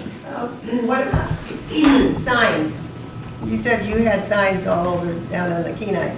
Can we get those signs up here too? I think I love you. Do you have the signs with you, Scott, or can I you brought send them to me? I brought about 50 of them with me. They're out there in the truck. Nice. Bring some. Now, things have been moving so fast that, you know, we at one time we just wanted to investigate, but that's still a good sign, asking to let the grand juries investigate, because that's what they're supposed to be able to do. And then we came up with some websites, and we go, why didn't we put our website address right on there? Well, I went out and bought 100 stickers of one of the websites. Well, now we've transgressed to 2 more websites, but I took a bunch of them with the stickers out and started hanging them with stickers on it, which had the website. Pretty smart, huh? Instead of just sticking out, we should investigate, okay? So these ones that I have out here do not have a sticker for a website on it, but it's important that people see signs around. I can't tell you how many times I've bumped into people who found out I was doing something and went, is that what those signs are about? They've been out for a year. Yeah, that's what they're about. I always wondered what that was about. That's what we want to have the people out here doing. And I put them on, I'm an ex-lineman, I put them on power poles. I put them up high enough out of reach so that someone can't walk by and tear them down. I put a ton of them on the steel poles in Soldotna with plastic straps. And anything that was within reach of somebody, officials, just guessing, they disappeared. So I tried, after that I decided everything's going up, make it a little bit hard for them. But you know, those signs they're invaluable, because one of the things we used to do is we used to stand along the highway with 6, 8 of us waving signs. Those signs, and then we had a bunch of homemade ones back in the day. And I tell you what, if you guys went down here to Birchwood exit ramp or overpass and held a banner and had 10 people there with signs, how many people drive from Wasilla into Anchorage every day? 40,000. Eyes on. 40,000 people looking at a sign. What is it? Let them investigate. Let the grand juries. I've heard something about that. Boy, we can go a long ways. Signs have been wonderful for us down there. Get a couple more groups, 10 people over here, 20 people up in the Mat-Su. I'm really looking to get into Anchorage heavy. We tried to have somebody at the Assembly meeting in Anchorage, this last one. Good luck. Good luck. Do you know what they, do you know what they did? I watched it. We were busy. I was busy doing the Zoom on the Kenai Peninsula because I gave testimony there. But I was switching back and forth, and the Assembly knew that a fellow by the name of Todd was going to go up and propose a resolution to him. They kept putting off the public hearings. They elongated the meeting 2 different times, and when they finally got to him about 11:20, I think it was, they said, okay, we've got 10 minutes left. So as soon as they said that, about 12 people scrambled up to the podium to give testimony. Number 4 was Todd. Well, they ran out of time right before he got there. They had testimony from 3 people, and it was about other things, never touched the grand jury thing at all. Probably, I don't remember what it was. It probably was something real serious like potholes or something, but they knew where he was. They're bad. Now, hopefully, with pressure, even that Anchorage Assembly, they're gonna have to face the music. I mean, I think they're corrupt. I think the Assembly there is corrupt. Now, the Kenai Peninsula Borough, I honest to God didn't really have very good faith in them. That passed unanimously. Homer, a bunch of liberals. Now, granted, it's a watered down version of our resolution, but they passed it unanimously. Funny River Road knocked it dead with theirs. Their resolution's awesome. It's the template that I want you guys to use. If you go in front of Assembly, pull up the Funny River Resolution, Funny River Association Resolution. Well, you know what, I don't know if you can get to it on their website. I tried it the other day, so I'd have it and I didn't find it, but Can you find it and email it to us? I'll try looking again. There's a link for it on the website, I just saw it. Okay. Thank you. It's awesome. It is the template to use, although now with 1993, see, that was just trying to get in front of the grand jury. Now we got 1993 involved, and that's a whole new ball of wax. That's why I'm here. This 1993 guts what we've been doing. It guts it.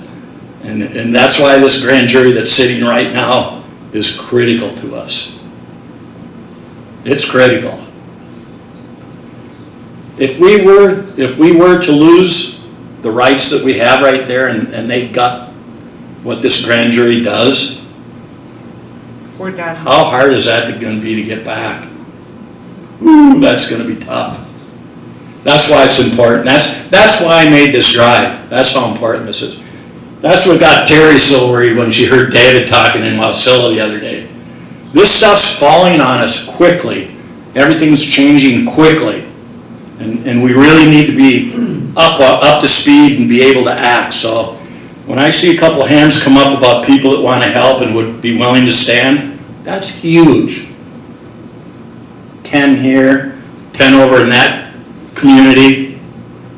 You guys can make a ton of difference. It don't take very much. And that's what okay, go ahead. This has been so informative to me today. I did not know that the grand juries were people like me and like you. It kind of reminds me of the sheriff in other states. And this book by David Igdahl, does that give ideas on how to form a grand jury? Like Lynn mentioned a few minutes ago, how do you form a grand jury? And would we be able to do such with honest people? He speaks to it, and I'm glad because I kind of ventured away from your comments and questions about that. Here's what they do when you have ideas like this. You guys are rogue. You're terrorists. They come after you. Right. They come after you. So if it's been suggested. We've got different ideas in our heads about where to go, what next. We've talked about, I brought it up already, the citizen's arrest. It's legal. Now remember, the things we've been trying all along the way have been totally legal. Just because they say you can't come up to the courthouse, that's not legal. You know, they can't bar us from our own courthouse. They can't. It's not legal. When we go and sit in there on March 15th, they can't say you guys gotta get out. Legally, they can.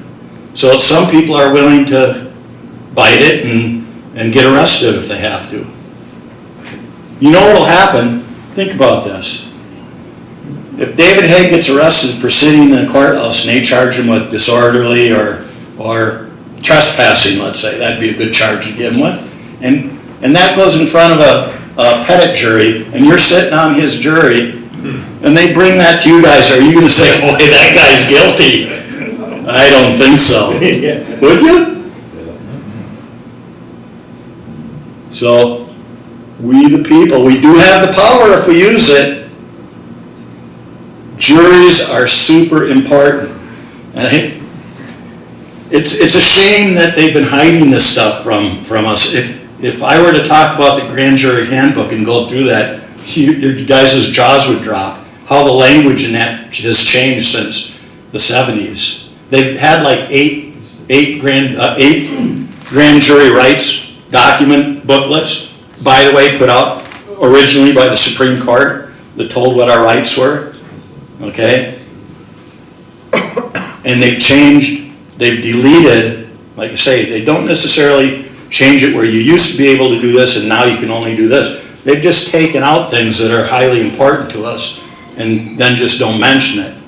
And after a period of decades, that information gets lost. We have like 8 old grand jury handbooks. We can compare one to the other. I'm telling you, we've done tons of research. We're in the right here. 100% we're in the right. No doubt about it. Otherwise, I wouldn't be here talking. Anybody else? On the Alaskans for Constitutional Rights Facebook page, that book that you were talking for is free to download on there. There's a page that was just one day ago that's talking about David Engel, and it says you can free download it right there. And it gives you the link. Did you guys get that? So, yeah, you can download that off Alaskans for Constitutional Rights Facebook page. Facebook. We've been putting ads on Facebook. We've got a lot of good things going on. We've got a bunch of Facebook ads that have been going out. We're talking about doing some Google ads. We've got a pretty good sized following. There's a lot of people that know about this stuff, but it's nice to get into a crew like this where I can encourage you to get up out of your seat and go hold a sign or something. It's one thing to be on Facebook, but when you have a body there present, I mean, 5 of you guys standing at the bridge over here, some rush hour when everyone's coming and going, you got to do that. You guys talk about it when I'm gone, talk about it. You guys could do some awesome stuff. And just remember, I know you're kind of a legislative group. We are concerned conservatives of Alaska. Okay. We're not a legislative group. Okay. But if have been using that as a venue though? Huh? Yes. Okay. Which is okay. I mean, What is this, like month 3? This is for. try everything, folks. I will never denigrate people for trying anything. But I do know that some things are working better than others. And right now, where we're at, we need bodies. We need citizens' knowledge, and we need some citizen bodies in certain places. But yeah, thank you for that about Facebook. There's some good information on Facebook. Politadick's on Facebook also. He's got some good stuff out. So anything else? Would you tell me your name again? My name is not important, mind you, and I like to stay in the background. You gotta be important. Yeah, my name's Scott Egger. Scott Egger? Yeah, no T, E-G-G-E-R.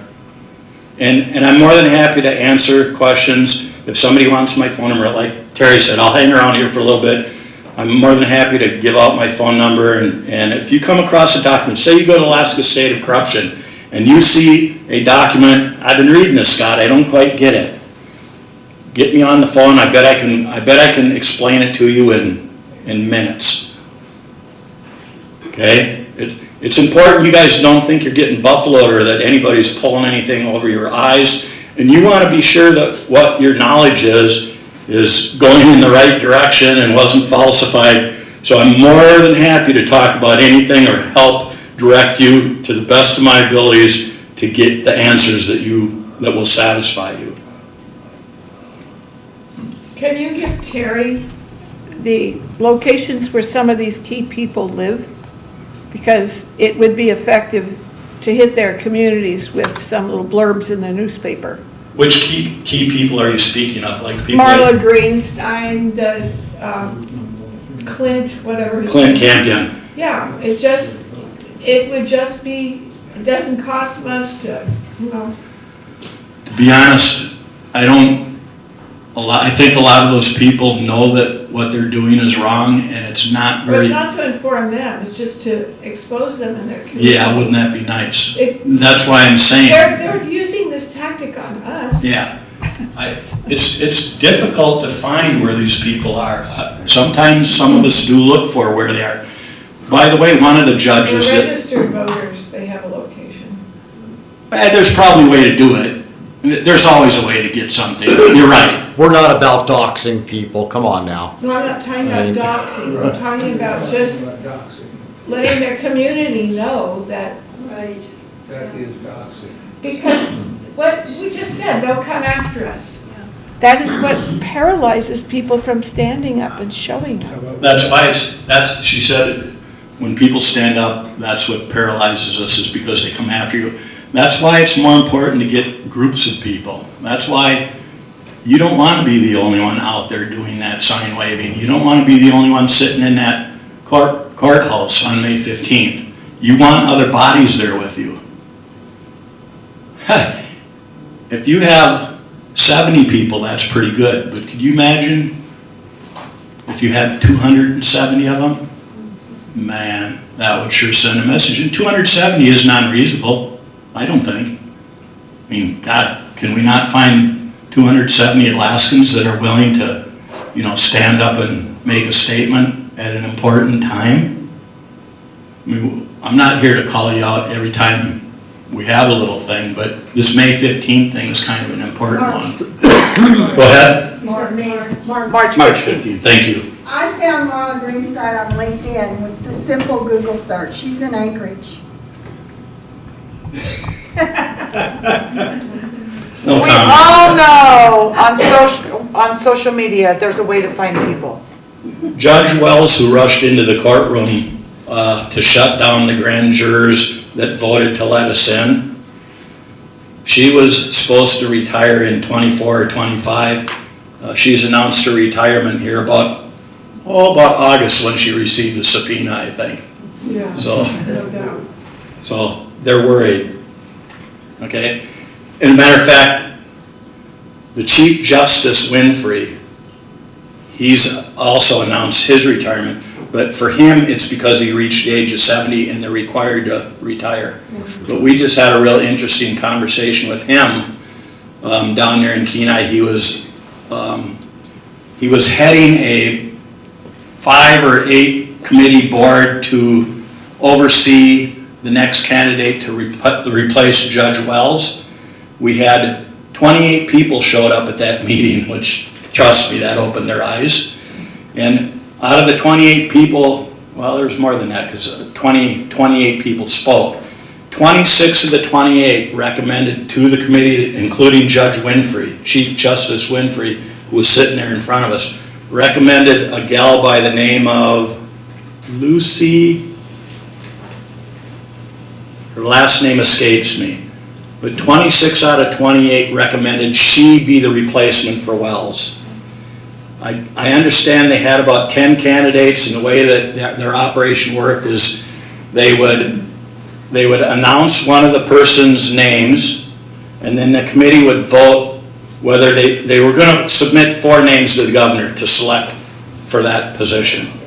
And so they would announce the candidate's name, and then they would take a vote amongst the 8 members, I believe it was, and however many votes they got, they were going to take the 4 that got the most votes and submit those 4 names. That Lucy gal that 24 out of the 26 people recommended never got one vote out of the 8 committee members. They don't listen to you, do they? Well, whatever we want, they want to do the opposite. Yeah, that's a little troubling, but we all know that this is how they operate. They don't care what we think. They've been doing that to us, we the citizens, for a long time. It's time we ruffle some feathers and fight back a little bit.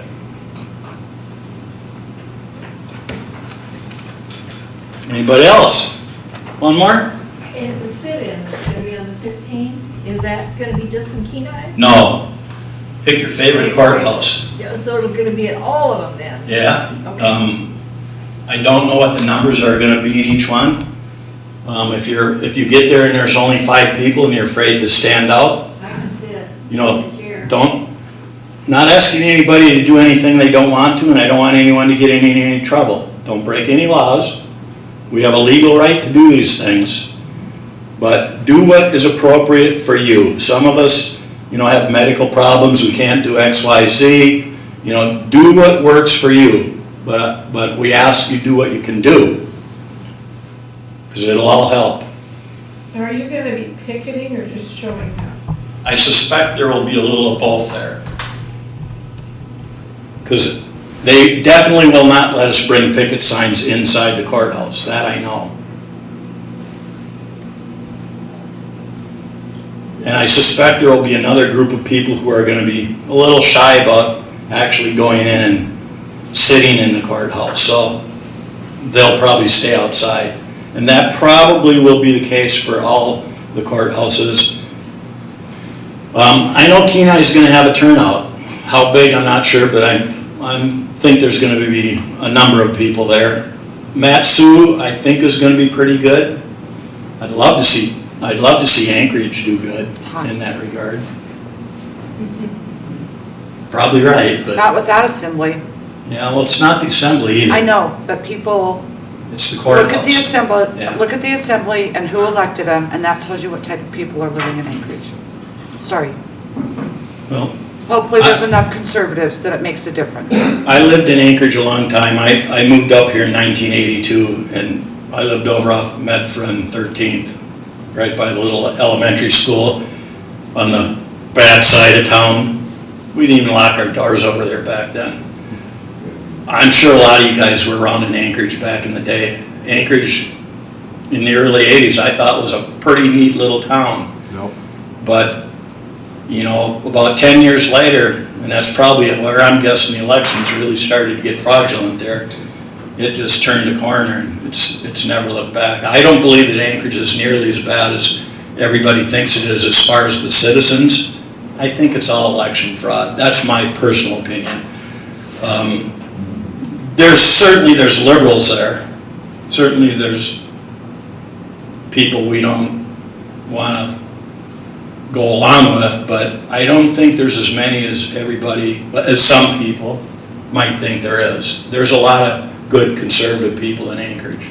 There's another election on April 4th for the municipality of Anchorage. And the ballots mail out the day before your demonstrations.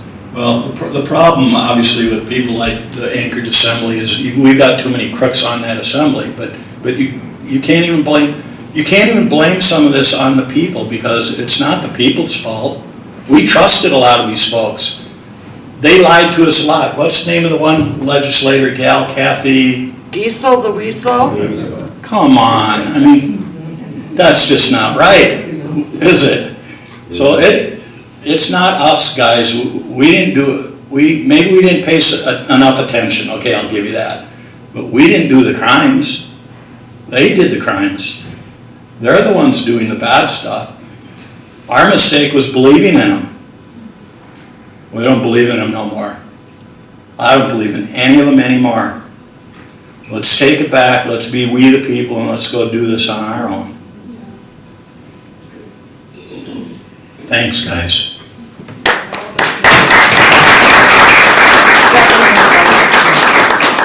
Will you bring some signs in for us? Sure. Thank you.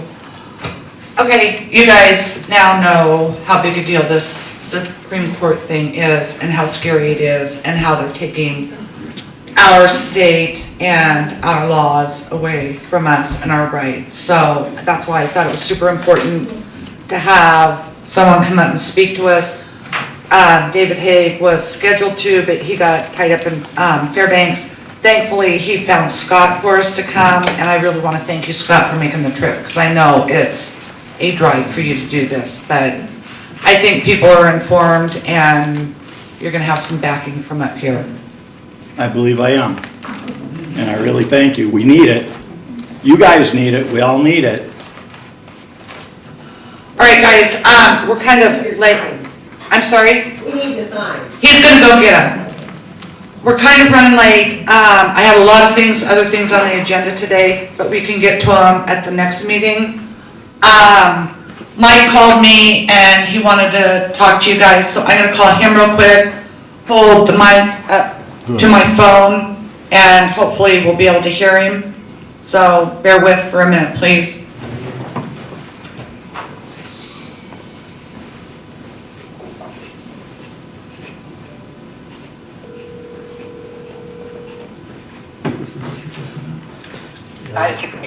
Hey, you are going to be the last thing on our agenda since we went long, so I'm gonna hold the mic up to my phone and you can talk to our group, okay? Sounds good. Okay, here you go. Give it your best shot. Go. Okay, I'm sitting here watching you. I'm watching you on Politadick right now. Okay, hey guys, thanks so much. I was listening to country music this morning. There was a song about how real friends come to other friends' aid at a drop of a hat, and you guys epitomized that song 100 million fold, and I really wanted to say that. I just sat here and watched probably about the last half hour of this presentation. Wow. I'm planning on trying to get back to in the March meeting. Understand that this has knocked me for a loop. It's knocked me out of the saddle for a lot of things, but my foot is still in the stirrup. And I've talked to several different legislators, and I told them that. I said, I may be out of the saddle right now, but my foot's in the stirrup, and I'm still going to engage as much as I can. And then when I get back in the saddle, I'm going to be coming back with a vengeance. So that's what my plan is. You know, what the good Lord decides to do between now and March is up to the good Lord. A couple things I wanted to bring up though is, and I don't know, have we elected a member at large yet? John Leto is our member at large. He volunteered and we accepted his volunteerism. Okay, and then do we have a sergeant at arms? No. I would like to propose that we look at that. I think Steve Baker would be a great sergeant of arms. The other thing is, I've been getting stuff from AMAC in the mail. I talked to AMAC. Wait, from who? AMAC? Why? Just the advertisement, magazines, wanting me to join, all this bunch of good crap.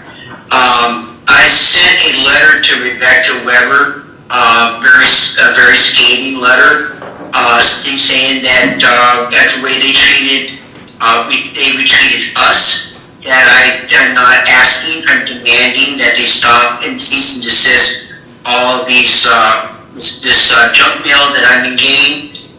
I haven't gotten a call back, probably, or a letter back, probably not going to. I've also been calling, again, encourage you guys, keep an eye on Muscovy, Alaska. Suzanne Downey is doing an outstanding job when it comes to calling out Mary Petola's votes. And Mary Petola has been voting with her socialist, Marxist, communist House members right down the line on everything. And I've been calling her, as soon as I see something that she voted against, I've been calling her office and giving her 10 ways to left for. She don't like it, her staff doesn't like it, I don't care. I think we as Alaskans need to be calling her out on every one of these things. She keeps saying that she is the voice for Alaska. She is not the voice for Alaska. She is the voice for the far left, extremist, socialist, Marxist, communist groups that are in that house. They're telling her how to vote, and she's following that vote. So give her hell every damn time she does it. The other one, and this is a big issue, is SB 52, called Senator Tobin. She is the chair of education. That was the maybe that they kicked Shelley Hughes off of. And we need to really go after this. If they want to spend another $1,000 per student for this BSA, we're already spending $15,000 to $40,000 per student, depending on what area and state we are, and we're 50 out of 50 now in education. So she made a comment the other day on the floor that she was tired of hearing about accountability, and she didn't know how we could do that. And I told her office, all she's got to do is talk to Shelley Hughes. She can tell her how to do accountability. So really go after this. Stay on top of that. That's a huge thing. Because if we got kids that can't read, write, and do arithmetic by age 9, we're screwed. And I've been going after her and letting her know that I am not putting up with the places like Anchorage Assembly, school board, that is pushing CRT and LGBTQRXYZ crap over basic education. So my foot is in the stirrup. I am still engaged as much as I can. I ask that you all be engaged. And then lastly, and Terry will tell you that Terry's been telling me about this. We need people on these committees. We need people on the legislative committee so we can really start understanding what this legislation is and be able to support it or oppose it with knowledge. So that said, guys, I'm looking forward to coming back in March, God willing, and we'll do what we can. And also, Terry, are we going to do a resolution so that we can help this grand jury thing out, or do we need to do that after we've read that one that he was talking about, and then put that forward for a vote? Mike, we're gonna do a resolution. It's not gonna happen today. I wanna read the Funny River one, and then we'll do a resolution, and I don't know what we'll have to do to get a vote on it. Actually, just hang on a minute. If we follow the Funny River resolution, and it sounds like it's a good idea and stuff, if 4 of us, the board members, like Mike, Sally, Julie, John, if we like and approve of what that says, are you guys okay with us just go ahead and signing it and making it a resolution from us? Or, because we're running out of time. We're not gonna have time before March 15th. We've got to get it done now. Do you guys trust us enough to do the goodwill of our organization and do it? I would send it out and let us know. Go forward with the resolution. I second it. Yeah. Sir, I'm sorry. Yeah, at least send it out, what you came up with, so that we can all see what you did. We will. We'll get it emailed out to you ASAP the minute we do it. So you'll see it, we'll sign it, and we'll support, this movement for the Supreme Court. I'm sorry? All those in favor? Aye. Aye. Any opposed? Okay, it's passed. Motion carries. Yeah, and then lastly, on that, when the event once that is done, I would say that we take that to the Madison Borough Assembly and get the Madison Borough Assembly to adopt that resolution as well. I will. Okay. Okay. All right. I think you're back in the saddle. Hey, Been there for 2 hours, so I'm gonna get you out of there. I think you're back in the saddle if we're doing this by phone, so you better be here in March. Better believe that I will. Thank you. Thank you to all my angels out there. You still don't, I don't think you have you've made a huge difference with me, and I appreciate all my angels. Thank you. We always have your back. Have a good afternoon, and I will talk to you probably later today, Mike. Okay. All right, bye. I need 3 minutes, Terry. Yep, here. And Gary, 3 minutes? Sure. 3 minutes? Great. And then we're done. Yep. Okay. Very good. For those of you who don't know me, I was introduced John Leto. I'm being the acting member at large. And as of today, I'm now assuming the by default, comms chair. Mr. Wood has done a fine job, and he's asked to be done with it. So bridging those 2 items, one thing I'd like to tell you is I heard some great comments from people. We need to go from being attendees to participants. We're participating here vocally. As you hear our speakers say, we have great questions and lots of times great answers. But what I'd like each of you to do is understand there's only one reason to have an organization, and that's so that we function and we get results. And so I came up with an organizational chart for us that involves 4 committees and lays out the line management of the organization. The idea here is that we need help on all these committees, and we don't need you 100% of the time. We need you to step forward and commit to what you can do as a chair of that committee, an first alternate, a second alternate. The committees we have are the membership committee, the comms committee, the legislative committee, and special teams. And when we talk about issues like this that we have today, this is where the special teams comes up.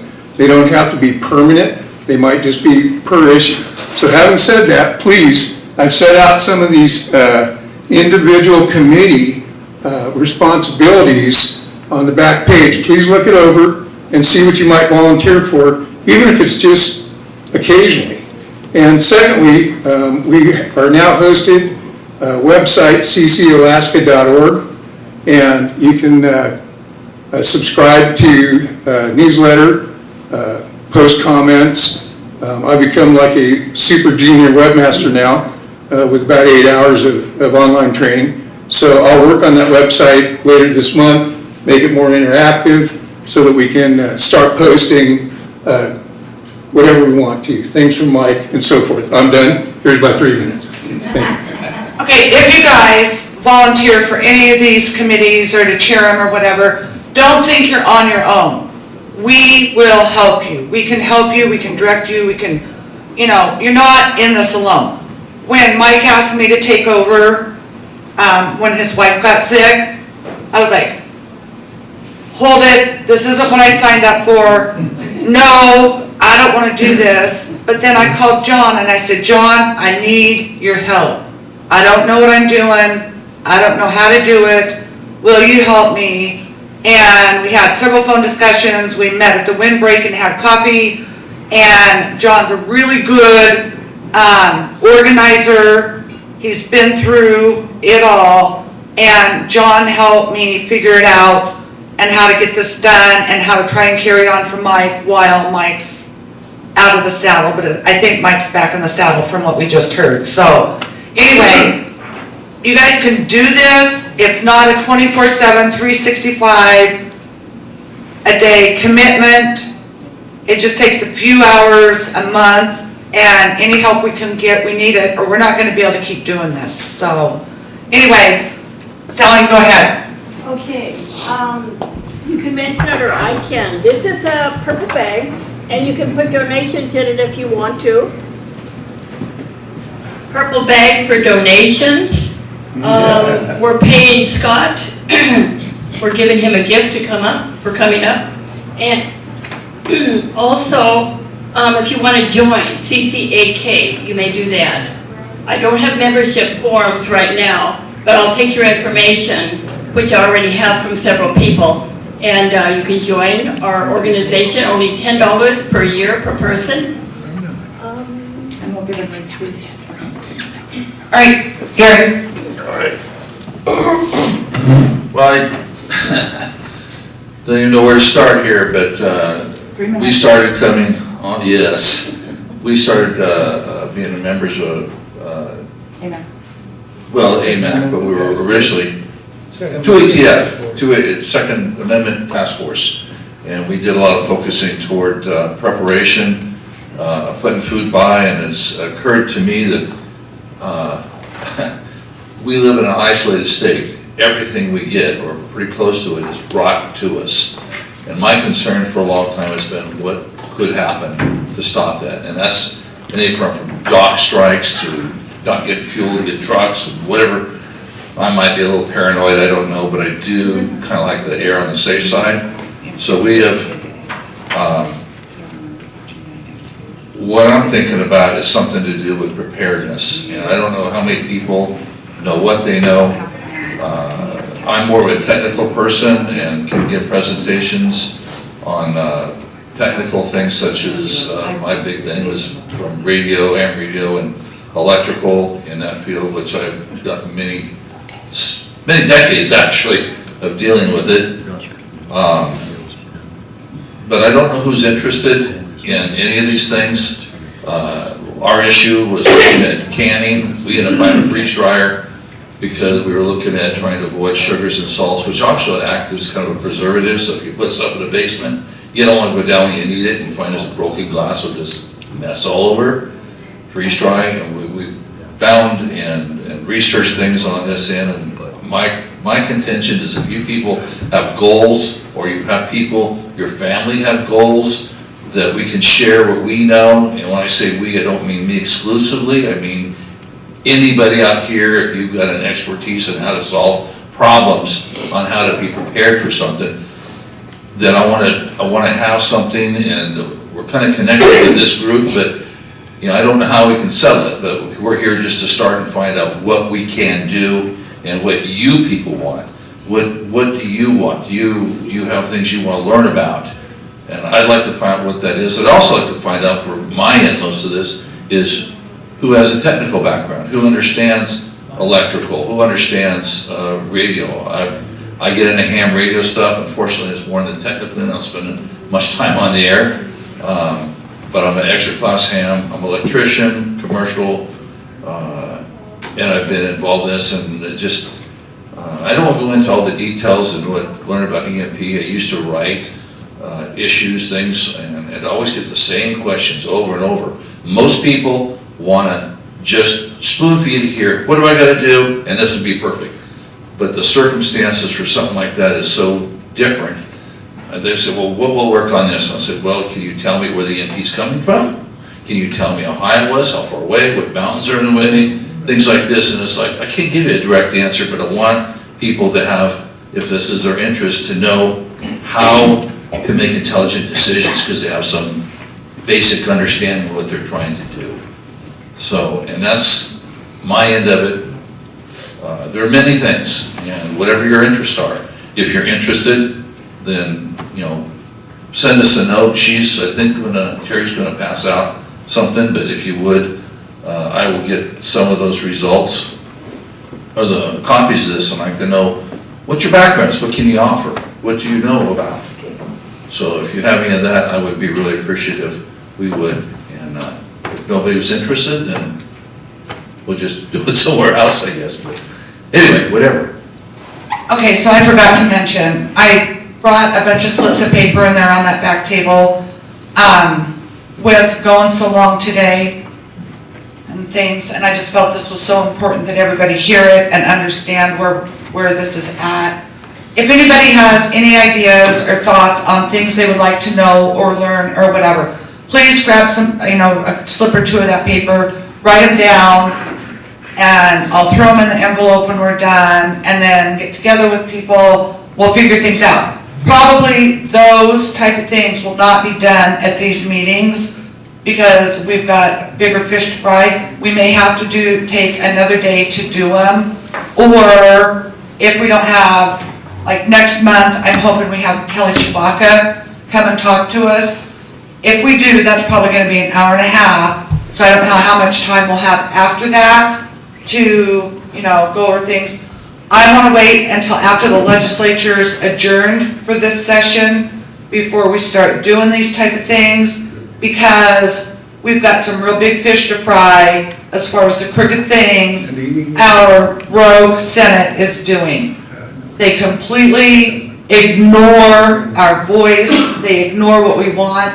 9 of them went rhino, and we've just, hopefully the House is gonna stop their garbage, but we have to support the people that are trying to support the garbage. So, that's all I have to say on that subject. Please fill out papers. If you have any thoughts, just jot down notes, and I'll take it from there, and we'll try and get things organized as quickly as possible. Thank you. Thank you. I'm Carl Clark. My wife is Mary Rose Clark, and we've been friends with Dorothy and Gary for 15, 16 years now. We've all been dedicated preppers through 2ATF, which dissolved a while back. Quite a while back now, about 10 years ago.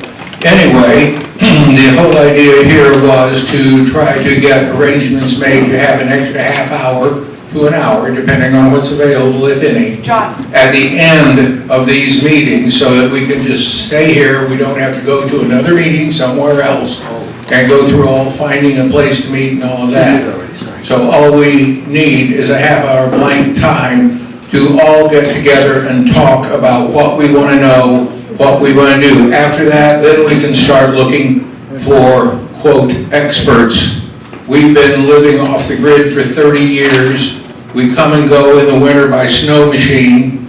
We produce our own electricity. We do all water from town, because I can't afford a drill rig. Pick wild foods. We pick wild foods. Gary and Dorothy do some of that. He's heavy into the tech stuff, like he just said. And I did get a show of hands back at a meeting at New Life several months ago, and there were quite a few people interested in either helping share their knowledge or gain new knowledge, because even with what's going on in this legislature, it's important enough to find out and work on the grand jury system, but eating doesn't count until the end of the legislature. I dare say all of us have gone grocery shopping. Well, 3 days is about what we've got if they stop shipping food. Then it's all gone. Whatever's in your house and your garage and whatnot is what you have from then on. We've got about 2 years. Maybe 3, depending how weird our diet gets. It'll get boring. It'll get boring, no doubt, but it'll be there to eat. So planning ahead depends on how much effort you want to put into it, and the most important thing with food is to remember what you're saving is what you eat. If you just poke it away, it ages out, becomes garbage, and then you have nothing again after spending lots of money on it.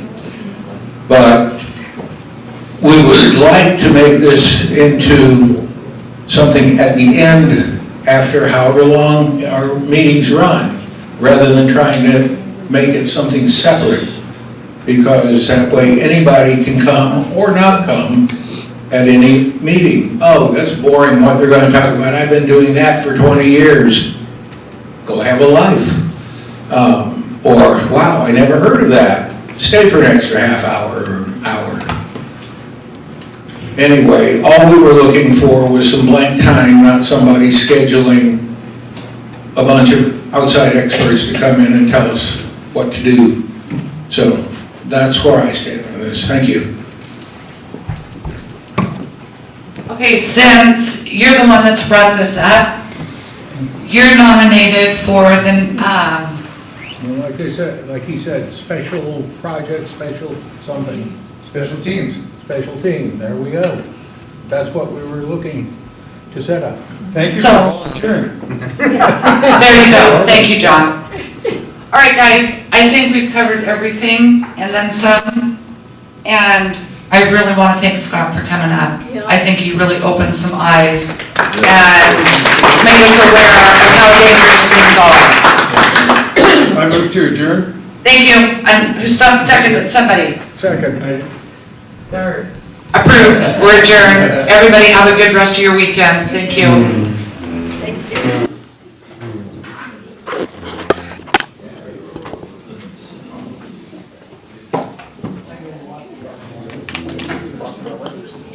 All right, you guys, you know what to do. At this point, if you haven't liked, shared, or clicked that bell to be notified, you have been really slacking. Take a moment right now, get that done. Click that bell, make sure you get notified every time we go live. You can find this video right now on YouTube, Facebook, Twitter, all at Politadick. And also on Facebook at Politadick Unfiltered, our one and only channel on Facebook that's not being shadow banned by them so far. In a few hours, you'll be able to find this at rumble.com. It'll mitigate over to there at Politadick. While you're at Politadick, even if you're not signed up on Rumble yet, please go sign up just long enough to become a subscriber to us at Politadick. We're trying hard to reach 100 subscribers over there. We want to be able to live stream to them directly, uncut and unfiltered, and not having to pray that the overlords over at YouTube ban a video before it gets a chance to mitigate over to their platform. You guys can help us accomplish that by going there and subscribing to us now at rumble.com/Politadick. As always, you can find this live anywhere, anytime. We are live at Politadick.com. That is Politadick.com. And go on to the Politadick live link. I'm sure if you're watching right now, if you were to go to our website, bing, there you are. You can be watching us live there too. Please also go to our website, help us grow, help support what we do, help afford the gas to make it to events like this one. Go to our support page. Everything, anything, whether it's $5, $10, $50, $100, become a full-time subscriber, make a monthly donation that has a subscription, have $5 a month come out. Every little bit adds up. Helps cover the restream fees to be able to make sure this broadcast can be found on all these different channels. Covers the gas to be able to get to them, and sometimes the expense of what may cost to be able to even get into the event to be able to do a streaming like this. Once again, thank you guys all for being here today.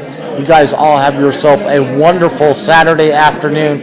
I will see you guys all again the next time we go live. Thanks.